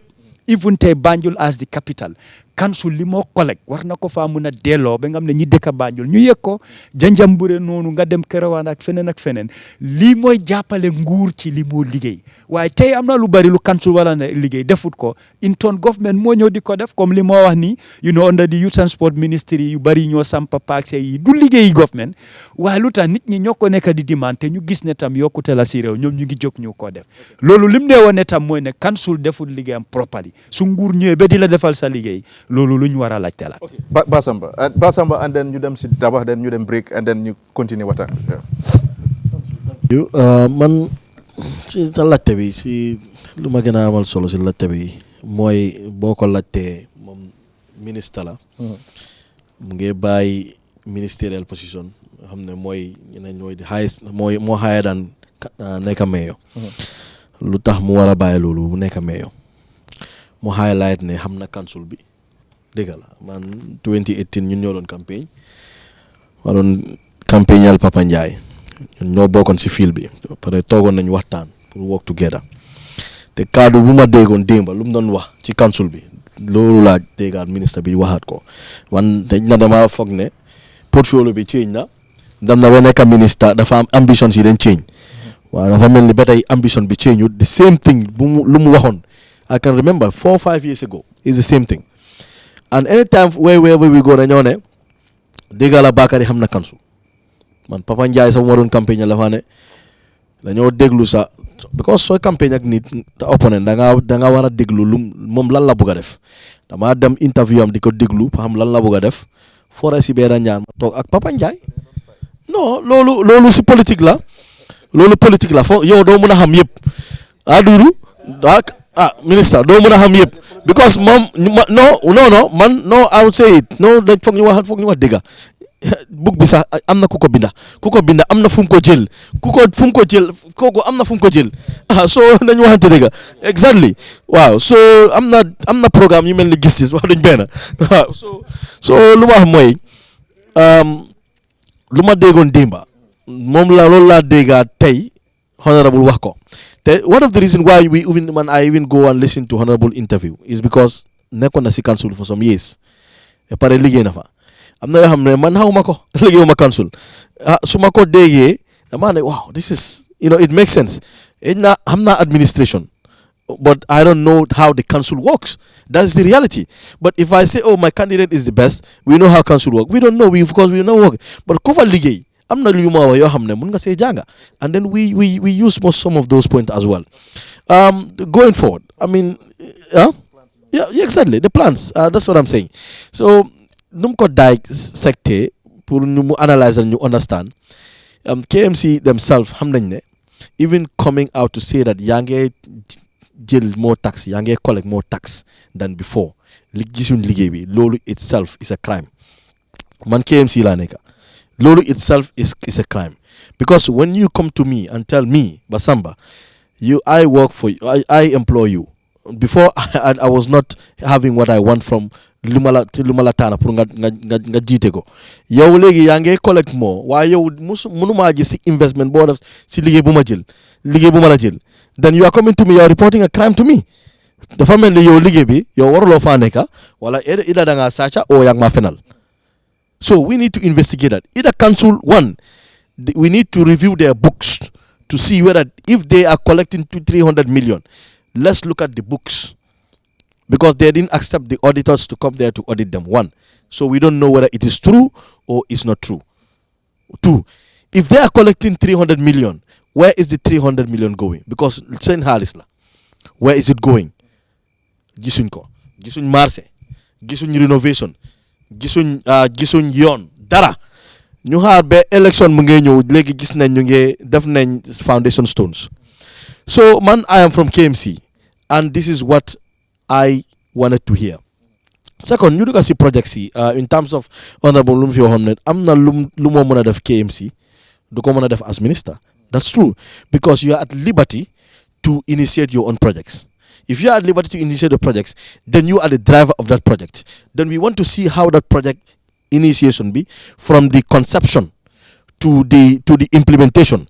We, the people of KMC, want to know, which I am looking at what he said in terms of ballot project. Degala, ñun time ya jamme amuñon moto mbalit bu ñëw collect, but amoon nañ truck yoo xam ne loolu lañ doon use. Man am na time dama organize on setal.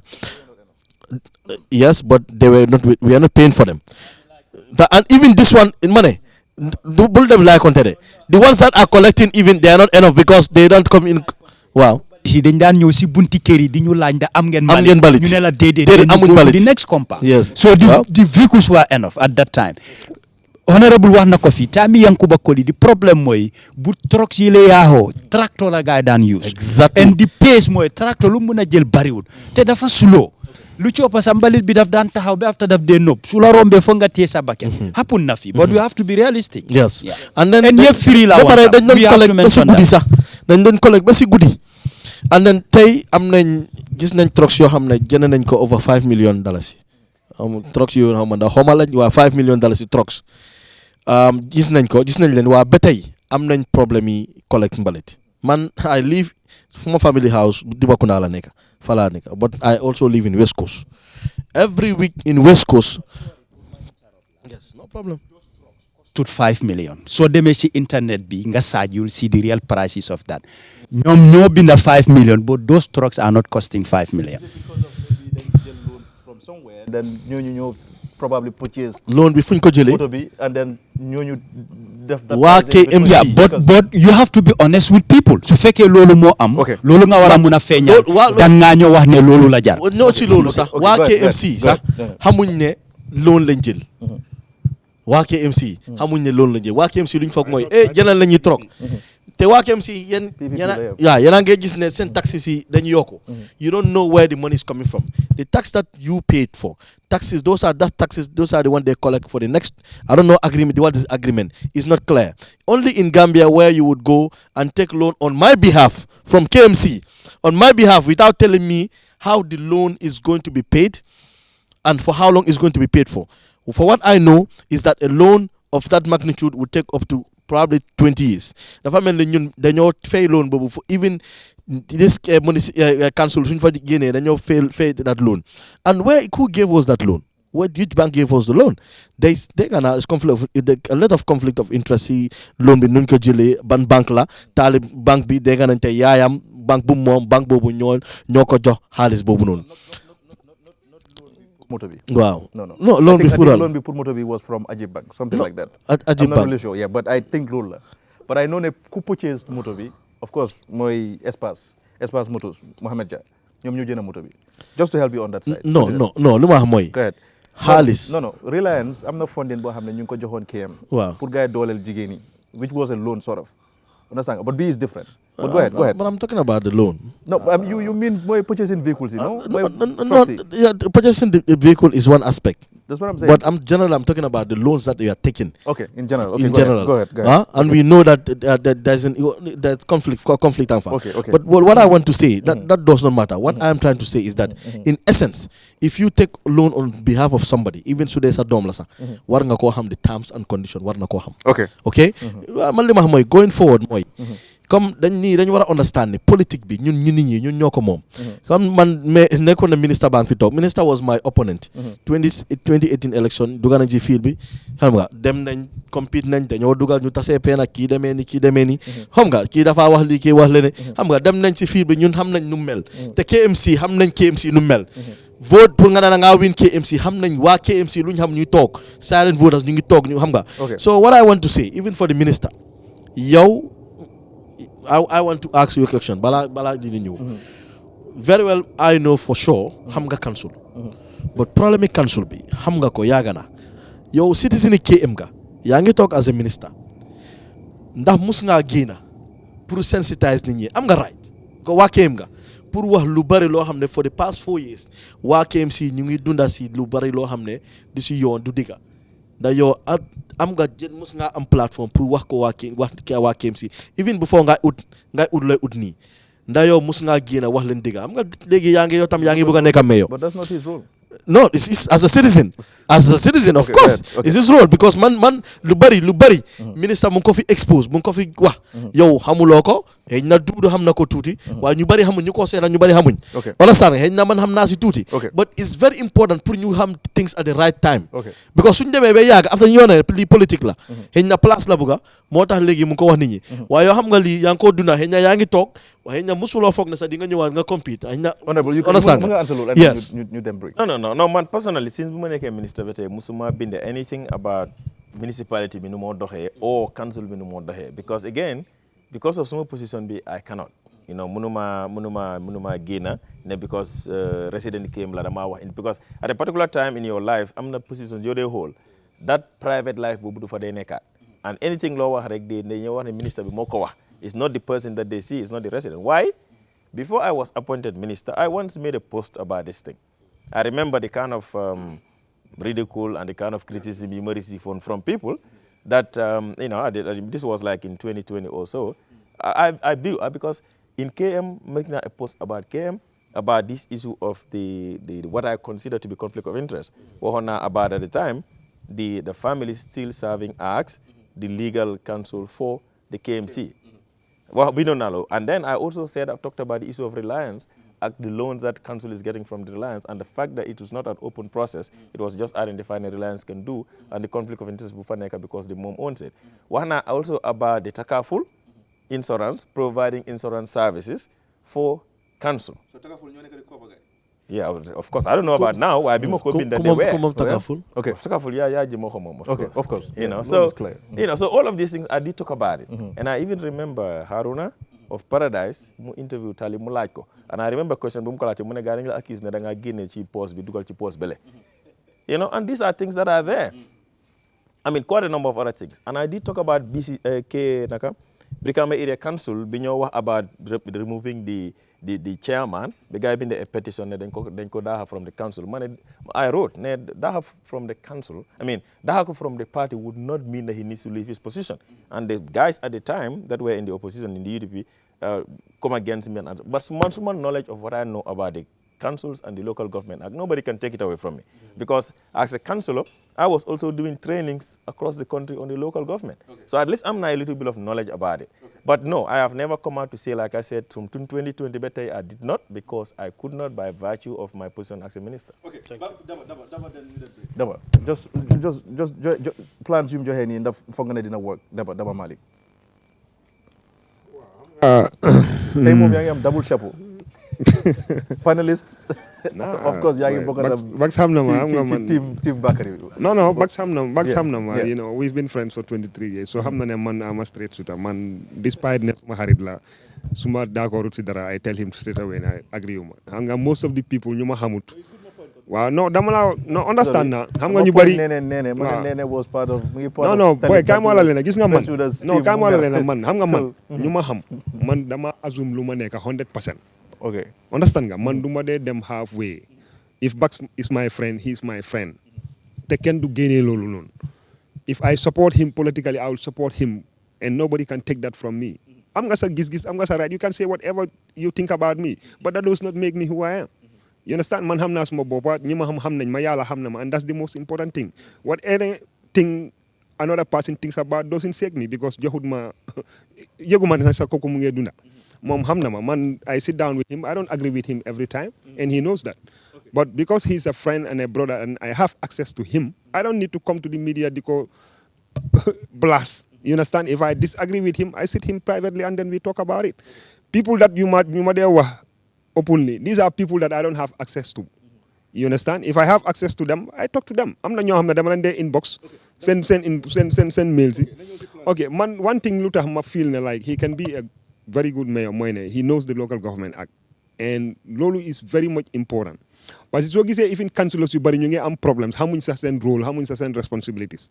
It's because a lot of the people ñu nekk councillors so leen laajee act bi, probably they've never even read the act. You understand? So xamuñ sa seen powers, xamuñ. Okay, for example, nga Gambia neexut a waxe. For example, like when the case of the CEO of KMC and the council happened, council bi ne dañ jël resolution ba man, these people don't know even what they are doing, because amuñ mandate boobu noonu. They don't. Because just simply opening the local government act and reading it, they understand that Kokusa is not a direct employee of the council. You understand? Talib nekut bossam, and that's the reality. But hamga fee so there were people go with emotions. Then they fong na danga bias or danga. No, man, I don't. Man. Don't you think the law needs to be changed? Maybe that don't happen because Jammeh's time, like you know. No. At a point from there, you were answerable to the mayor. No, mom la wahali. Hamga lolu luala. If we have to do that, we have to go through the right process to make changes. Lolu ñu ko wara def, they are there. You know, lan mo nek njëriñu parliament. You understand? So parliamentarians are there. You understand? But the next thing mo nek like ne tamit. Xam nga fu jaar ñu understand leena moy. For example tay, lan mo tax nga am public service commission bi. You understand? It's because pour mu nek referee between civil people working in the public service and the executive. Because su nekké ne president bi mun na appoint those people working in the public service. You understand? But Permuna Dahagay Nukonehe. Amun tenure of judge. Blamotanga Fogne judges, some of the judges they have tenure of employment. It's because they know ban executive bi ñu mun a influence gars yi in making certain decisions yu nga xam ne dañ bëgg a mu féebaleen lan moo tax parlement ñu am independence because dañ bëgg a ñu free ñu def seen liggéey so am na yoo xam ne like man dama feel ne like that neutrality line bi dafa war a nekk parce que nit ki tamit suñu waxee na like mënuñoo jox people ñu nekk di ñu lead ñu am executive powers am every power pour def lu leen ne daf ñoo disturb ok beneen aspect bi mooy li nga ma laajte si programme si moo teg mooy ne man I believe ne he knows the local government act te mënuloo nekk mayor su nekkee ne mënuloo nekk like a very good mayor mun nga am very good ideas mun nga am very good ambitions but sometimes da ngaa def loo xam ne ni it's way off the law you understand because maybe you are not conversant with the local government act and a lot of the people dañ dee wax waaye fekkaat soo leen laajee act bi sax they cannot tell you what the act says lan moo nekk rôle yi mayor bi lan moo nekk rôle yi councilor si lan moo nekk rôle yi CEO bi and all that stuff so man dama feel ne like moom am na experience boobu na ba pare saaf na fa ba pare like he has conducted trainings you know mu ngi fii Amatar Modou pasal kaas bi mën na ñëw Modou maa ngi bàyyi xel saa yi pas kaas bi na ñëw da ngay naan lii yow ministre mu ngi fi ngay naan ataaya si kanam ministre mooy naanal go ahead understand nga so man believe naa ne like understand na lan moo nekk rôle yi what's the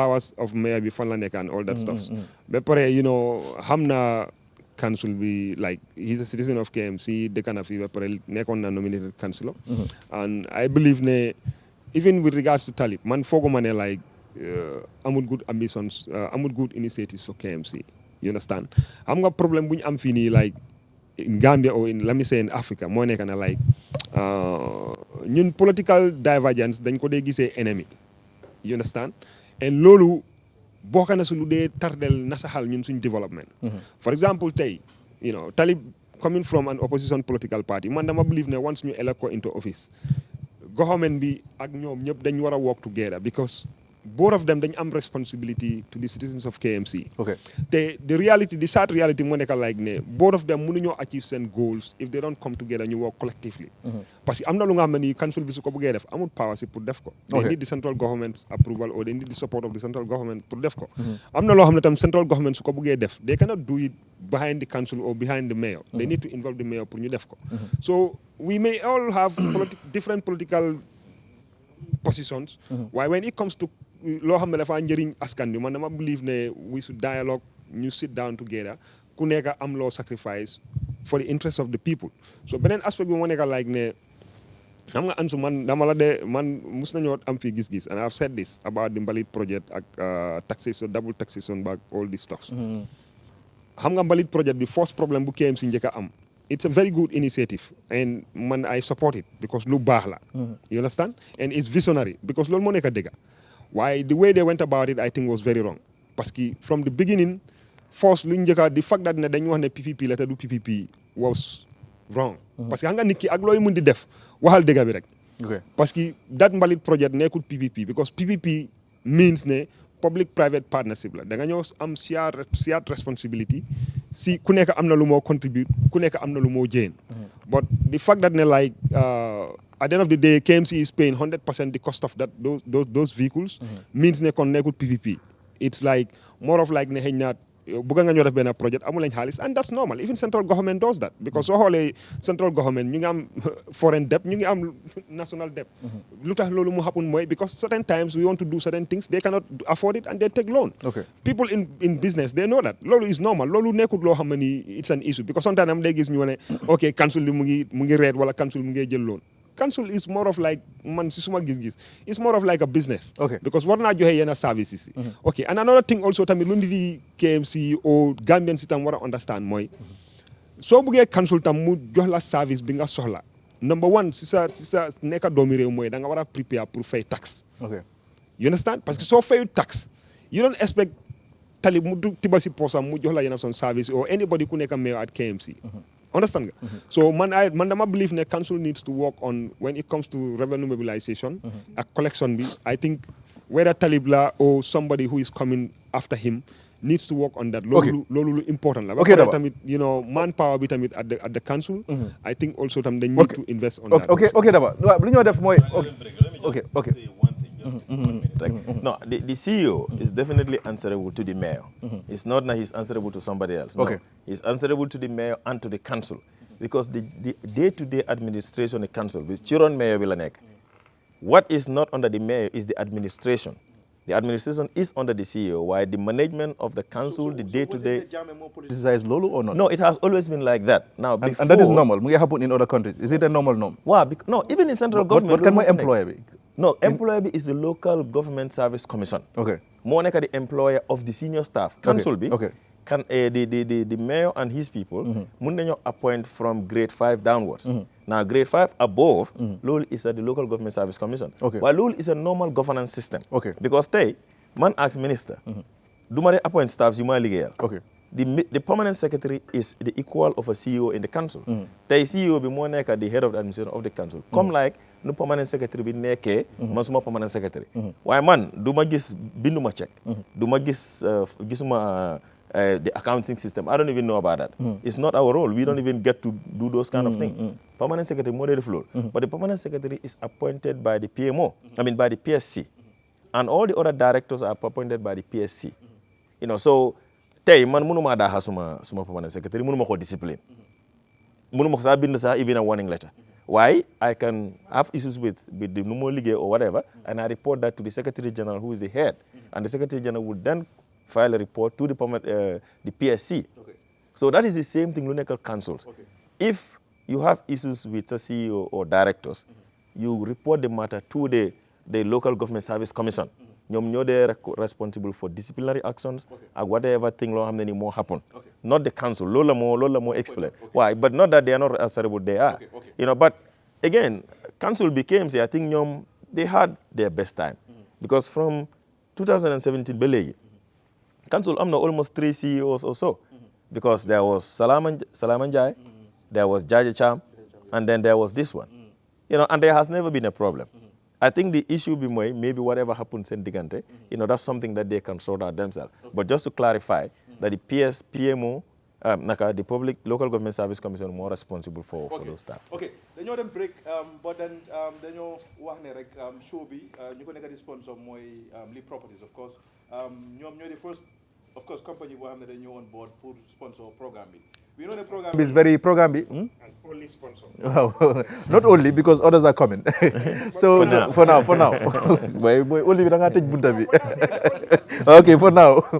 So Lee Properties ñoom ñu ngi leen di jaajëfal bu baax Moussa Lee mooy seen CEO bi ñoom mu ngeen di dem di jëndee land si gars yi because problème yi land dafa bëri si dëkk bi bu baax and real estate yu bëri ñoo xam ne ñu ngi fi ñu ngi def ay njuuj njaaj ba den Moussa Lee ak Lee Properties ñoom xamewuñu leen ci loolu I think loolu is good pour ma wax ko pour ngeen mun a dem foofu noonu jëndee land ci gars yi seen office mu ngi nekk boori Paradise Estate I'm really sorry ne mënuñoo indi break because waxtaan baa ngi am solo torop and then tamit it's important pour ma wax li I've seen on social media there are a lot of campaign yoo xam ne ñu ngi on go ñun gis-gis luñ mun rek mooy ñu invite nit man I will try my best pour ñu reach out to all candidates mayoral candidates yoo xam ne ñu ngi bëgg a nekk mayor of course jógee si different camps pour ñu ñëw on gis-gis but duñ mun a forcer kenn pour mu ñëw on gis-gis recently I've seen UDP I will have to mention loolu ne in most cases dañ dee wax ne seen candidates yi buñ ñëw ci gis-gis loolu lu garaaw la amen mun loo toog nga yaakaar ñeneen ñoo xam ne nekkuñ seen parti ñu votal la pour nga nekk seen mayor and then yow génnuloo pour waxtaan ak gars yi pour ñu mun a xam yow lan mooy sa plan ak policies we've seen other platforms yoo xam ne ñu ngi am of course seen gars yi muy gars yi UDP di fa dem ba den ñun suñ gis-gis bi is very hard pour gars yi ñëw te duñ mun a forcer kan pour ngeen mun a bàyyi xel loolu rek balaa ngeen di foog ne ñun dañ bokkaa NPP ñun ak NPP comme guddeeg bëccëg of course koo fi gis rek mu ngi jógee from different political parties and then ñu ngi am seen views on their own loolu lu ma bëgg a ràññee la because gars yi ngay politique di politicize di nga ne gis-gis NPP lañ loo xam ne loolu comme guddeeg suba but then si kanam maybe si ending point bi Mansour I don't know is it possible pour nga indi advert bi o time bi la nga jàppale ñu rek nga indil advert bi is very important pour gars yi gis advert bi ñu xool Lee Properties la lañ dee offer thank you very much Nalwas kodo ete lalay man na kodo jo ntama wori tela ko tenke Lee Properties ntanga na korda sawoto kullo kono le mbelu asawla je tama mbakala ma fonga belo ngaban taki mpareta sa nyanda ka sawnje daga na luwas ko fodde santa fana manke luwas la ko teke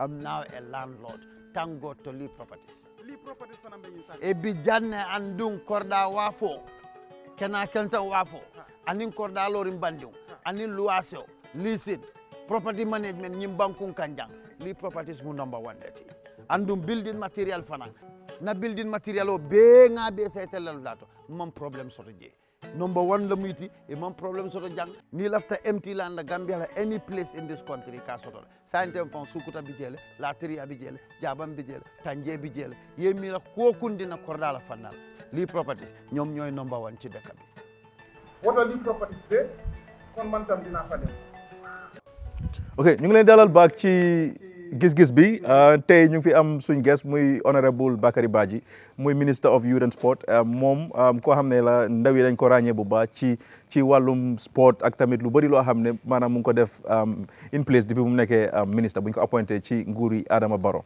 right now honorable Bakary Badjie mu ngi dawale li nga xam ne mooy place yi mayor bi pour KMC mu bugg a maanaam jongante ak ki nga xam ne mooy Talib Bensouda but honorable now na ñëw back to face of waxtaan bi depuis boo nekkee ministre gisuñ fenn fu ñu waxee ne Bakary Badjie def na lii wala def na lii lu wrong but there was a time not long ago ñu ngi gis ñu ngi la tuumal ne da nga ànd ak sa jabar ngeen dem ci Olympic Games benn bi ñu ngi ko organisé Turkey of course Olympic Games yi amoon Turkey beneen bi ñu ngi ko organisé England muy Commonwealth Games yi ba den sa jabar attenut bu England bi of course bu ñu fa def noonu seen tuumal ñu ne dafa am pariem boo xam ne dañ ko fay sa jabar mu dem ci boobu noonu events dama bëgg a xam first is this loo xam ne nom la within the ministry or ministries yu am ci Gambia bi pour sooy tukki sometimes nga mun a ànd ak sa partner or was it lii proposal la boo xam ne moo jógee si yow wala mu jógee si sa team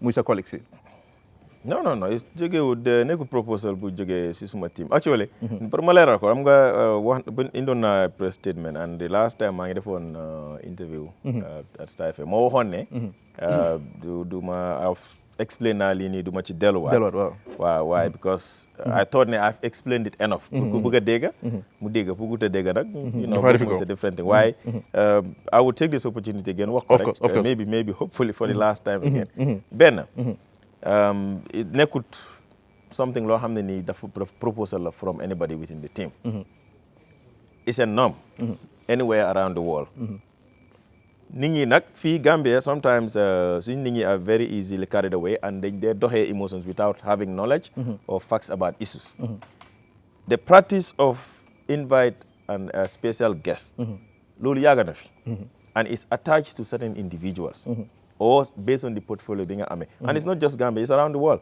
gis naa benn journalist probably moom xamut sax anything about sports waaye mu ne ñoom soo déggee ñu naan accompanying guest ñu ne because dama doon wax ne du man kenn well it's not about man kenn but there were orders within the Gambia ñoo xam ne dañ dem ak seen jabar yi or seen partners let me put it that way and around the world ñun ñu fa daje woon all the ministers all the NOC that's the Olympic presidents ak chef de mission dañ leen dee entitled loolu it's an entitlement boo xam ne ni is the Olympics yi ñoo ko dee joxe to countries and these three individuals yi dañ ko dee am and it's comme li moo everywhere in the world man demoon naa the Olympics last year I mean year before last I didn't go with anybody because boobu Olympics bi dañ génne woon the accompanying guest bi because of the COVID so dañ doon wàññi the number waaye in the Birmingham dañ ko fa delloowaat and it's a special invitation bu ñu dee yónnee and I've explained this to Gambians mënuñoo understand ñun I was not the only one ñu fa nekkoon ñun ñëpp we were there with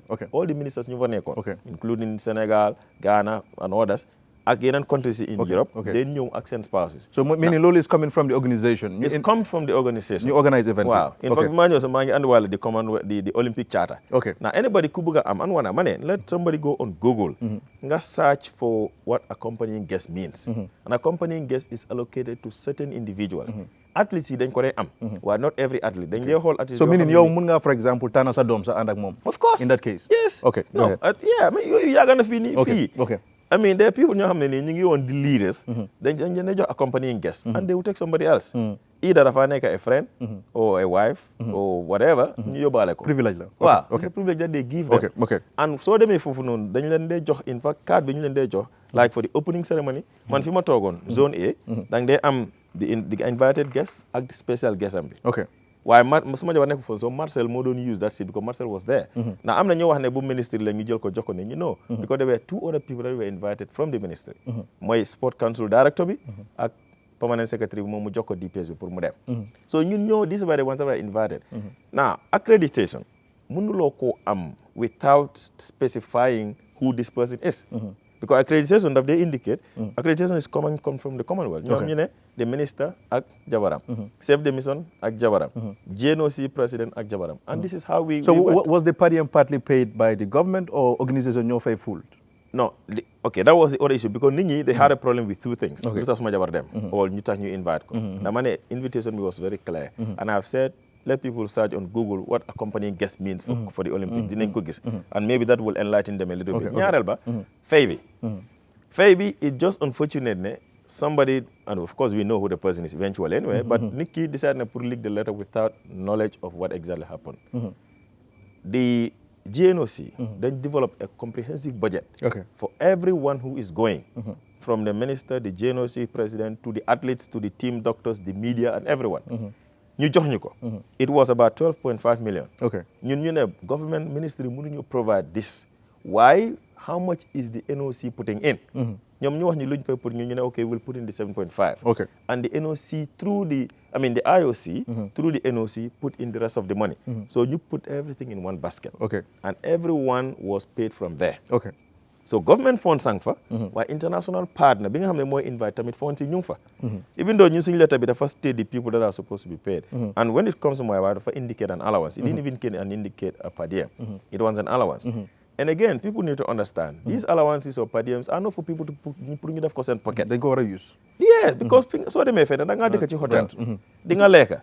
That's where that per diem is meant for you to pay your hotel and your feeding. It's not money for you to put in your pocket. So tey su IOC Commonwealth be invited suma jabar. They expect that she's going to live somewhere, she's going to eat. And that's why she ñu fayoon ko that one boobu as an allowance. And yes, the letter says this, and ñun suñ contribution bi dañ ko boole. Mooy to specify ne this is what government is contributing. And the letter specifically said this is government contribution towards the total budget. And then also that these people are the ones that are coming from the ministry. That is just for accountability purpose. And that's why ma ne amul dara luñ ci nëbboon. Because by the time ñu ko def, it was a clear thing. Man yàlla xam na ne until that day bu letter bi génne on Facebook. Man musuma ko teg bot. Like I said earlier fii nii, ministers don't really get to do with letters a lot. So the letter bi dañ ko send. And for transparency moo tax it was addressed to the GNOC. But then they copied the National Sport Council. ñu copied suñ department bi. If somebody was hiding something, da nga ko bind to the GNOC and then nga em foofu. Waaye soo gisee ngay send copy to the other institution because you want them to have copies pour ñu xam ne lii moo nekk di xew. And it was not hidden. Waaye nag bi mu génne see, reaction bi was too much. And man I have said this, I am not into the government for riches. That's not the issue. But loo xam ne nii nag is an entitlement, I will take it. Loo xam ne nii is illegal, I don't want to get into it. Waaye bu coow li bare ni ñi wax seen wax, I decided to talk to people ñoo xam ne nii they trust me and I trust them. And I seek advice. You know, okay, government funds mu ngi fa. IOC funds yi mu ngi fa waaye letter bi niñ ko bindee it as if it's going to be paid from what you people are putting in. So then I said we will take back the money. And man, before now, before that issue di ñëw, am na ñaari tukki yoo xam ne dama dee dem and I cut short my trip and come back due to other reasons. Su ma ñëwee the people in the ministry mun nañ maa send. Damaa ñëw ma ne leen I came back 2 days earlier. Beneen bi dañ ma fay ba pare. Ma ne leen delloo leen di 2 days. And I still have the receipt because I came earlier. Delloon leen di 2 days and I have the receipt where I went to central bank yónni account mu dem central bank mu deposit xaalis. Returning that money. And they don't do that. Even buñ ma ko waxee sa loolu la ñu ne ma ne they don't normally do that. So boobu moom publishing ko. No, of course they're not interested. Okay. The other one, fayuñ ma ko because loolu was an urgent trip. ñu ne ma ne I was supposed to go and then sometimes it happened dang dee dem soo ñëwee ñu jox la. You know, so somebody like man with a credit card, I can use it and pay whatever I need to pay. Bi ñëwee man ne leen actually soo leen maa fay bu ñu ma doon fay may leen non génnee leen fa days yi ma fa spend because I came back earlier. And the letters are there. Bi ñëwee accountant general ñu ne no, the letter from OP approved the 5 days. So ñu maa fay 3 days now, then I need to write an undertaking. Ne man maa wax ne pour ñu fay ma the 3 days and not the 5 days pour ñu attach ko to the covering letter, the approval letter that came from State House. And they send that. So these are things yoo xam ne nii it's possible people don't want it and I'm saying this because I just want to clarify to others that want to listen. These things are not new, maybe new to the people because this is the first time it's coming public. But anybody who's in the sports, I'm not a GNOC president has always had an accompanying guest. The minister has always had an accompanying guest. How they do it, I'm not sure. Why not? Whether the wife should be paid or not, Lulu is a proposal. And man, budget I looked at it. Malache. No, it's a normal thing. And that's what I said. So, but we've returned the money. Of course. You know, Delon has to be back into the central trust bank. Now people say, oh, pay our taxpayers' money. The thing is, the money did not go back to the taxpayers. It went back to the people that paid it. Because so much about ministry faying ko. GNOC nyoko fay. Binyo delo has been back to GNOC. The organization. Of course, yes. Because fufulo joge. So just to clarify these things, and I hope that it will be clear to the people that want to understand. Of course. Man, even before there was an error.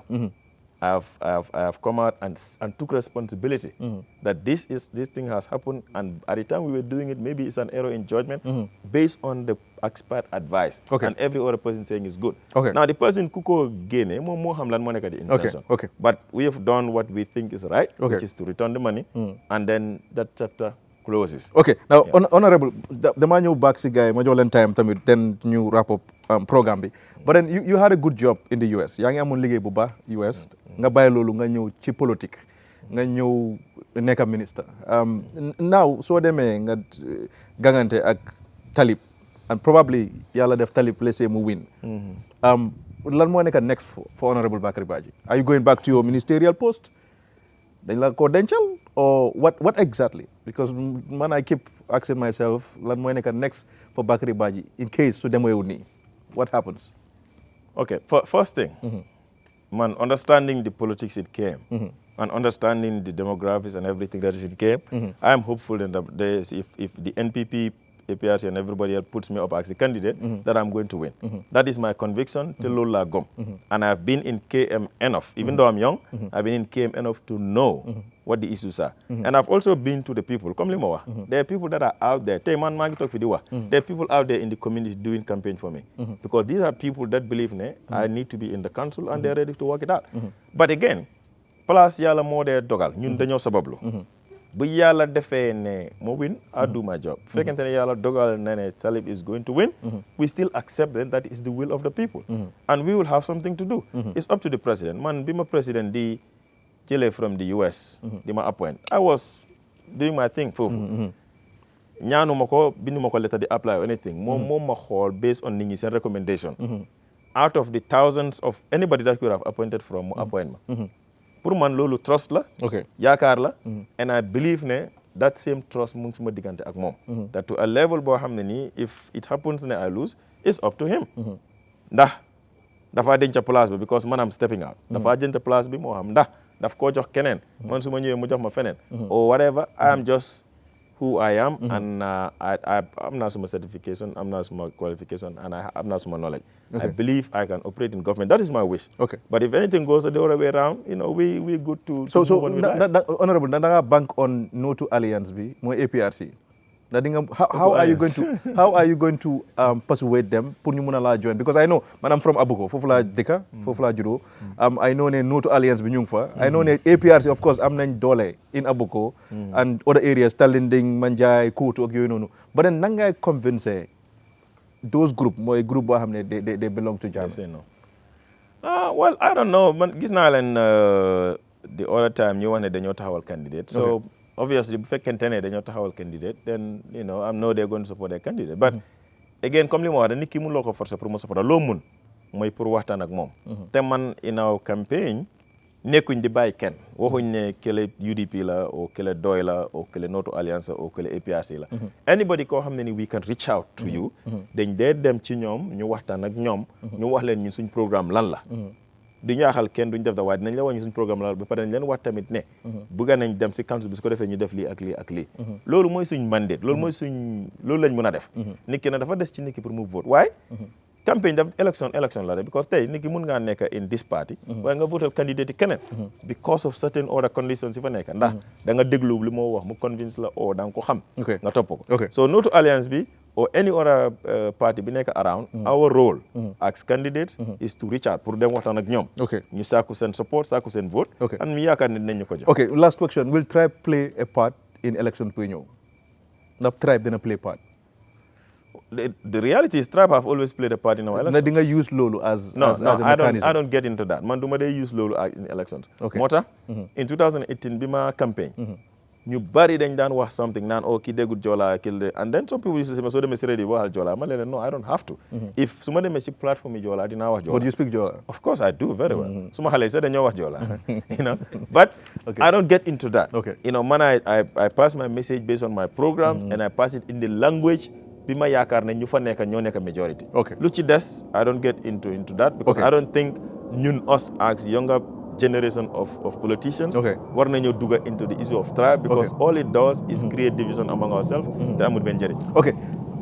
Doudou sa gis-gis on lu honorable wax nii rek mooy elections yi, you know, and then problem yi per diem payments ak yooyu noonu sa gis-gis and then you move. Well, first with the per diem, man dama feel ne allowance. Allowance. Okay, first with the allowance. Man dama feel ne li happen comme nim génnee mu explain ko baax na ñu bari jàngee nañ si. And pour man it's a wake up call pour ñeneen. And li ma wax mooy na ñëpp def ko moom because lim demonstrate mooy honesty déggu la wone especially loo xam ne c'est public outcry comme lu nit ñi di jooy coow ko mu génn a leeral and def na di needful mooy li war def na ko ok comme que lii bokkut fii nañ ko jël ñu delloo ko xaalis la dafa ne ñu bari ak lu munti xew rek dañoo ne ok fay nañ ma ko next time la ñoo wax but seetul si next time lii bokk si jël nañ ko ñu delloo ko and li moo mention fii ne moom su demee di number of days lim spend loolu lañ koo fay su ëppee daf koo delloo man si moom laa ko njëkk a déggee waxuma amut ci ñeneen de oo defuñ ko de waaye comme li génna mu fees ñun ñëpp ñu dégg ko ci moom laa ko déggee and I feel ne dañ ko war a comment ci loolu waaye ñëpp mënuñ laa bugga wax na ko several times ñu bari betee lu ñoo wax you know tapale la sàcca la duñ ko dugal kee loolu it's people's opinion ñooñu xamuñ sax ban time a jot politique moom mel noonu because dama dee wax ne li waral coow bi mooy ñi war a wax ñu ngi noppi ñi nekk di coow understanduñ lu ñoo wax mooy ne ñoom dañu war a noppi déglu ñi xam wax leen kon coow du am foo fekk coow rek li ci ëpp ñu yuuxu yëpp waru ñoo wax loolu moo de isi coow bi tey soo demee ci classe nga fekk fa coow xëj na ticca baax génna wala mu tegal leen loo xam ne dafa jaase xel waaye normally ticca bi mooy wax nit ñi déglu jànga binda leen ngeen binda soo amee looy laajte nga laaj mu la doo fa fekk coow lii moo war di am ci suñ society si ok nit ki génne na mu leeral boppam yow ba tey bëggaloo nag ñoom dañ ko jëlee as politics foog nga yaaxa nit ki deram foog nga tuutil ko nga foog ne loolu mooy tax mu ñàkk a karta nit ñi defuñ now coming into this mayoral election man ñu bëri bëggoon nañ well bala ngaa APRC sa man suma boppa lay ñëw ci ok APRC moom leeral na du taxawal candidate mun naa la ne wax bi man la every day dinaa am call ñoo xam ne sa du within APRC ak outside lu ñu wax mooy taxawal as independent candidate nañ la sànni ok man yàgg naa ko leeral ma ne I have nothing personal as far as KMC is concerned li taxoon ñi génnee flyer di puus du jaadu parti bi moo taxoon te mos naa ko suma interview ma ne APRC dafa soxla council it's not Dudu Jah as a person and ma ne ci alliance laa nekk man óor na ma ne man su ma taxawee as independent ok man su ma gis-gis mooy man du ma win su ma gis-gis tam Bakary du win lu tax dinañ séedoo kartay suñ amee yeneen independent tam loolu mooy nekk possibility bi léegi lan la maa jaral ma ne damaa taxaw ma luus keneen mu luus ma ne history bëgguma mu judge ma on a negative side lii mun a xew ñu ne ok léegi Dudu Jah moo defoon nangam non man dama bëgga loo xam ne njëriñi ñëpp la soo aw ma si anything personal man toog naa ak moom waxtaan nañ am na lu bari luñ stratégie duñ ko wax ci media de loolu ñun suñ liggéey la dañoo jóg ñu dem liggéey ko man support naa ko back naa ko 100% boo xam ne support naa ko and confidence laa am ne we're going to win KMC aw ma si sax ñaari xel because ñu bari ñu ngi maa laaj lan mooy sa prediction ma ne KMC dañ ko win yeneen region si moom xaw ma sax ñan ñooy candidate ak ñoo taxawal waaye man suma taxawaay xam naa lan la ñi bootu si ma gana ak fi ma jógee ñi ma doon puus suma liggéey la maa ngi leen a engage di dem ci ñoom won leen ne fu mu nekk mbir mi taxaw mooy ñun ñëpp nañ bokka ñu boot Bakary pour ñu dugal ko council lii moo nekk suma taxawaay and start naa di ko fesal fépp fu ma dem dinaa toog wax ko waaye comme luñ teg ci table bi lu ñu ñor la lu óor la loo xam ne man aw ma ñaari xel ne dañoo luus na man soo ma laaj am very confident ne win moom dinañ win gisuma leneen lu ma see seet xanaa su fekkee liggéeyuñ waaye suñ liggéey lu ñu war a liggéey No, we're going to KMC. Okay. And then you them see yes. Daba. I don't want to talk on that because Bakary Lumfi was leral. In fact, Bakary was not supposed to return the money, but as honest as he is, everybody says that. What kind of country are you coming from? And then you think, why? Them not leave it on. Delo fan. Do my Delo? Why? Delo fan. Look at Delo. In fact, you go Delo. So then you know what kind of country is this? You know, they look at us as Gambia. We don't know what time it is, man. This is very clear. You see. No, then you want to Yes, only Badjie. Good. You see, if people want to destroy him, I'm telling you. You see, now what people think is they think if you want to destroy somebody, then again a fan, while again there are two malco social media nga yahako. I'm not social media medium la. Ñu bari ñu ci am xaliss, ñu bari ñu ci am lu ñu am wé pour nga yaha nit mënu loko dang ko try wa nit ñi dofuñ. te ñu def li xam nañ ne dañ ko use dañ doon toog an opportunity ñu toog ñun gis nañ Bakary lu mu fi def in terms of his ministry am na ñoom dañ ko bëgg a downplay ñu gis opportunity bi rek ñu génnee ko pour yaaxa ko but everything was clear xaalis bi su dee Bakary dafa def turi jabaram just like that tey man it would not be the same but the minister came and explained loo bëgg a léegi mu def mu jël mic mu dugal ci dëkk bi mu ne nii even if you do that they will not understand for delloo xaalis dañoo ne what kind of country is this because ñun ñoo leen may xaalis every time we get money the government get money the KMC get money municipalities get money where are they putting the money they eating it but they give you money and part of that is not even your money dañ la ko may pour nga dem si programme et pare ngeen ne xaalis boobu yi taxpayers how is that money taxpayers money but anyway delloo nga xaalis man if I nekkuma fi woon I will come and take the money from you te man guy they will come to me and take the money okay going forward from that what is the other thing no you focus too much on the other just a minute okay go ahead the irony also sometimes the media plays sometimes some games on this issue because I know there was so much coverage around it because everybody was making audio and the politics is there because I mean everything was passed through a normal system and it's paid even because man do ma sign check do ma binda request or ma dara voucher it going through a normal process paid. So do that you people don't even need to punish somebody else for that. But they talked about it and the guy they wrote a story about and that's why I wanted to clarify. Jabaram dañ ko deny visa. And I reached out to the journalist, ma call ko. Manako this is not true.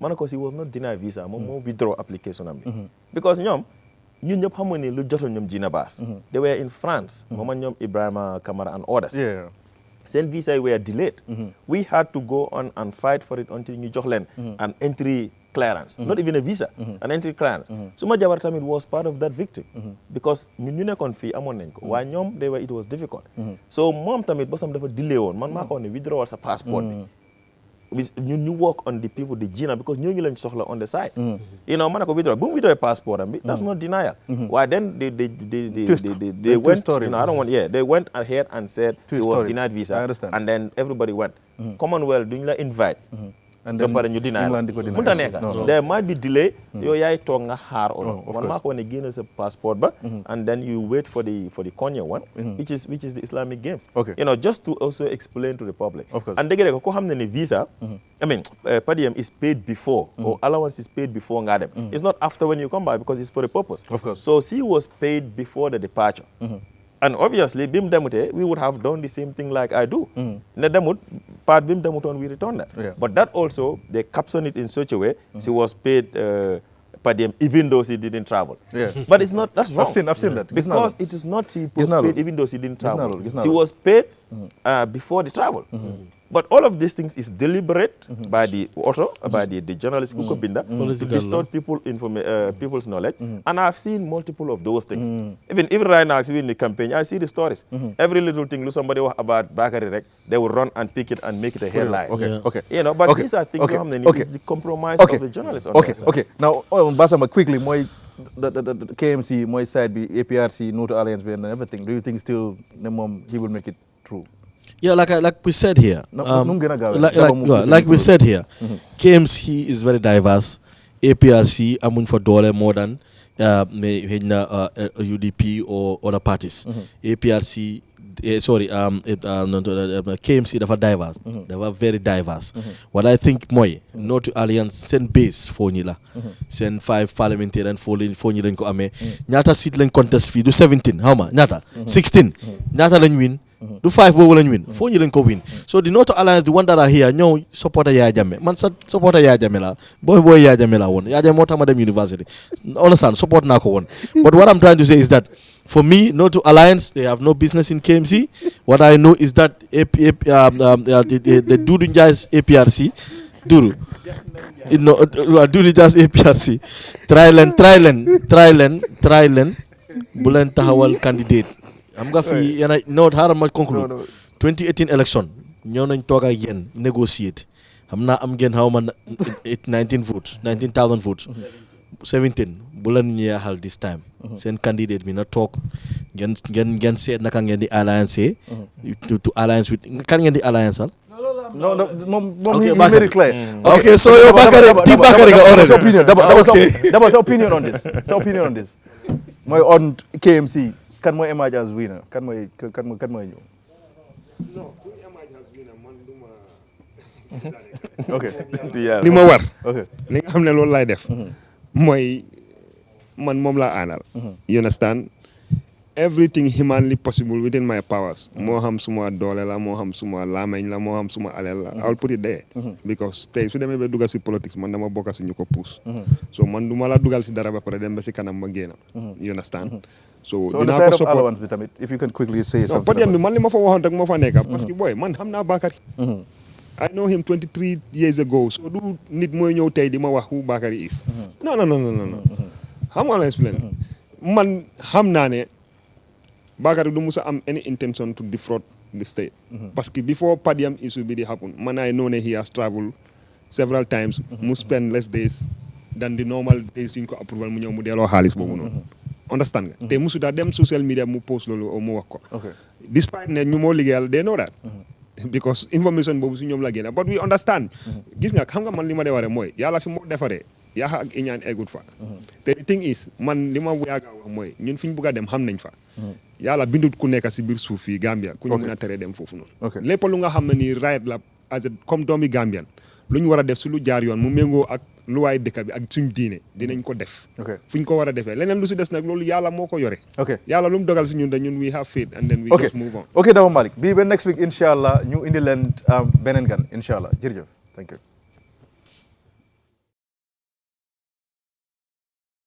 la ayo binkete doron ne batuja nalwas kodo ete lalay man na kodo jo ntama wori tela kotenke li properties ntanga na korda sawoto kullo kono lembelu asawla jeta mamba kala ma fonga belo ngaban taki mpareta sa nyanda ka sawun jeta kana luwas ko fodde santa fana manke luwas la de koteke I'm now a landlord thank God to li properties fana be insa e bi janne andun korda wafo kana kansa wafo anin korda lorin bandiw anin luwasio leasing property management nyim bankun kanjang li properties mu number 1 deti andum building material fana na building material o be nga be setelal dato mam problem soto je number 1 la muyti e mam problem soto jang ni lafta empty land la Gambia la any place in this country ka soto santem fon sukuta bijele la tri abijele jabam bijele tanje bijele yemira ko kundina kordala fanal li properties ñom ñoy number 1 ci dekk bi woto li properties de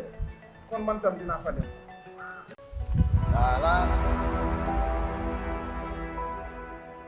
asalaamaaleykum mbokk yi di seetaan li nga xam ne mooy gis-gis waxtaane si li nga xam ne rek mooy yóbbu dëkk bi kanam. The Constitution provides President can declare a state of emergency in 2 circumstances. Now I believe Gambia security is at risk for invasion. He has it right. Constitutional as volcano, it can last for 2 weeks.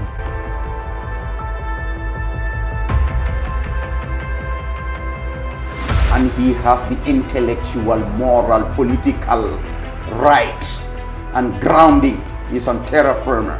He said the right thing at the right time, in the right manner, to the right audience, and we fully support the party leader's position on this. yéen ñëpp gis ngeen ne dañu oote ne nañ ànd soppi nguur gi fi loolu pexe la parti yi bokkuñu xalaat bokkuñu jubluwaay lii pexe la rek pour génnee ngu réew ci loxo benn nit te jubluwaay bi mooy won ne fexe nag nit ñi moom réew mi ne nañu ànd ci xel ñu tabaxaat réew mi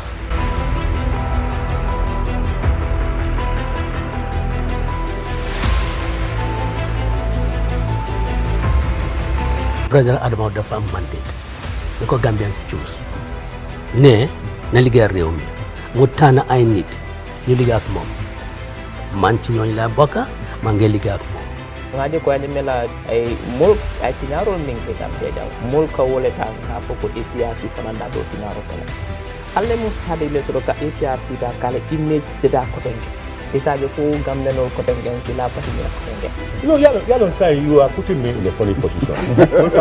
Come down ni fa de ko bita jahannam. Ya ni kira te ko kira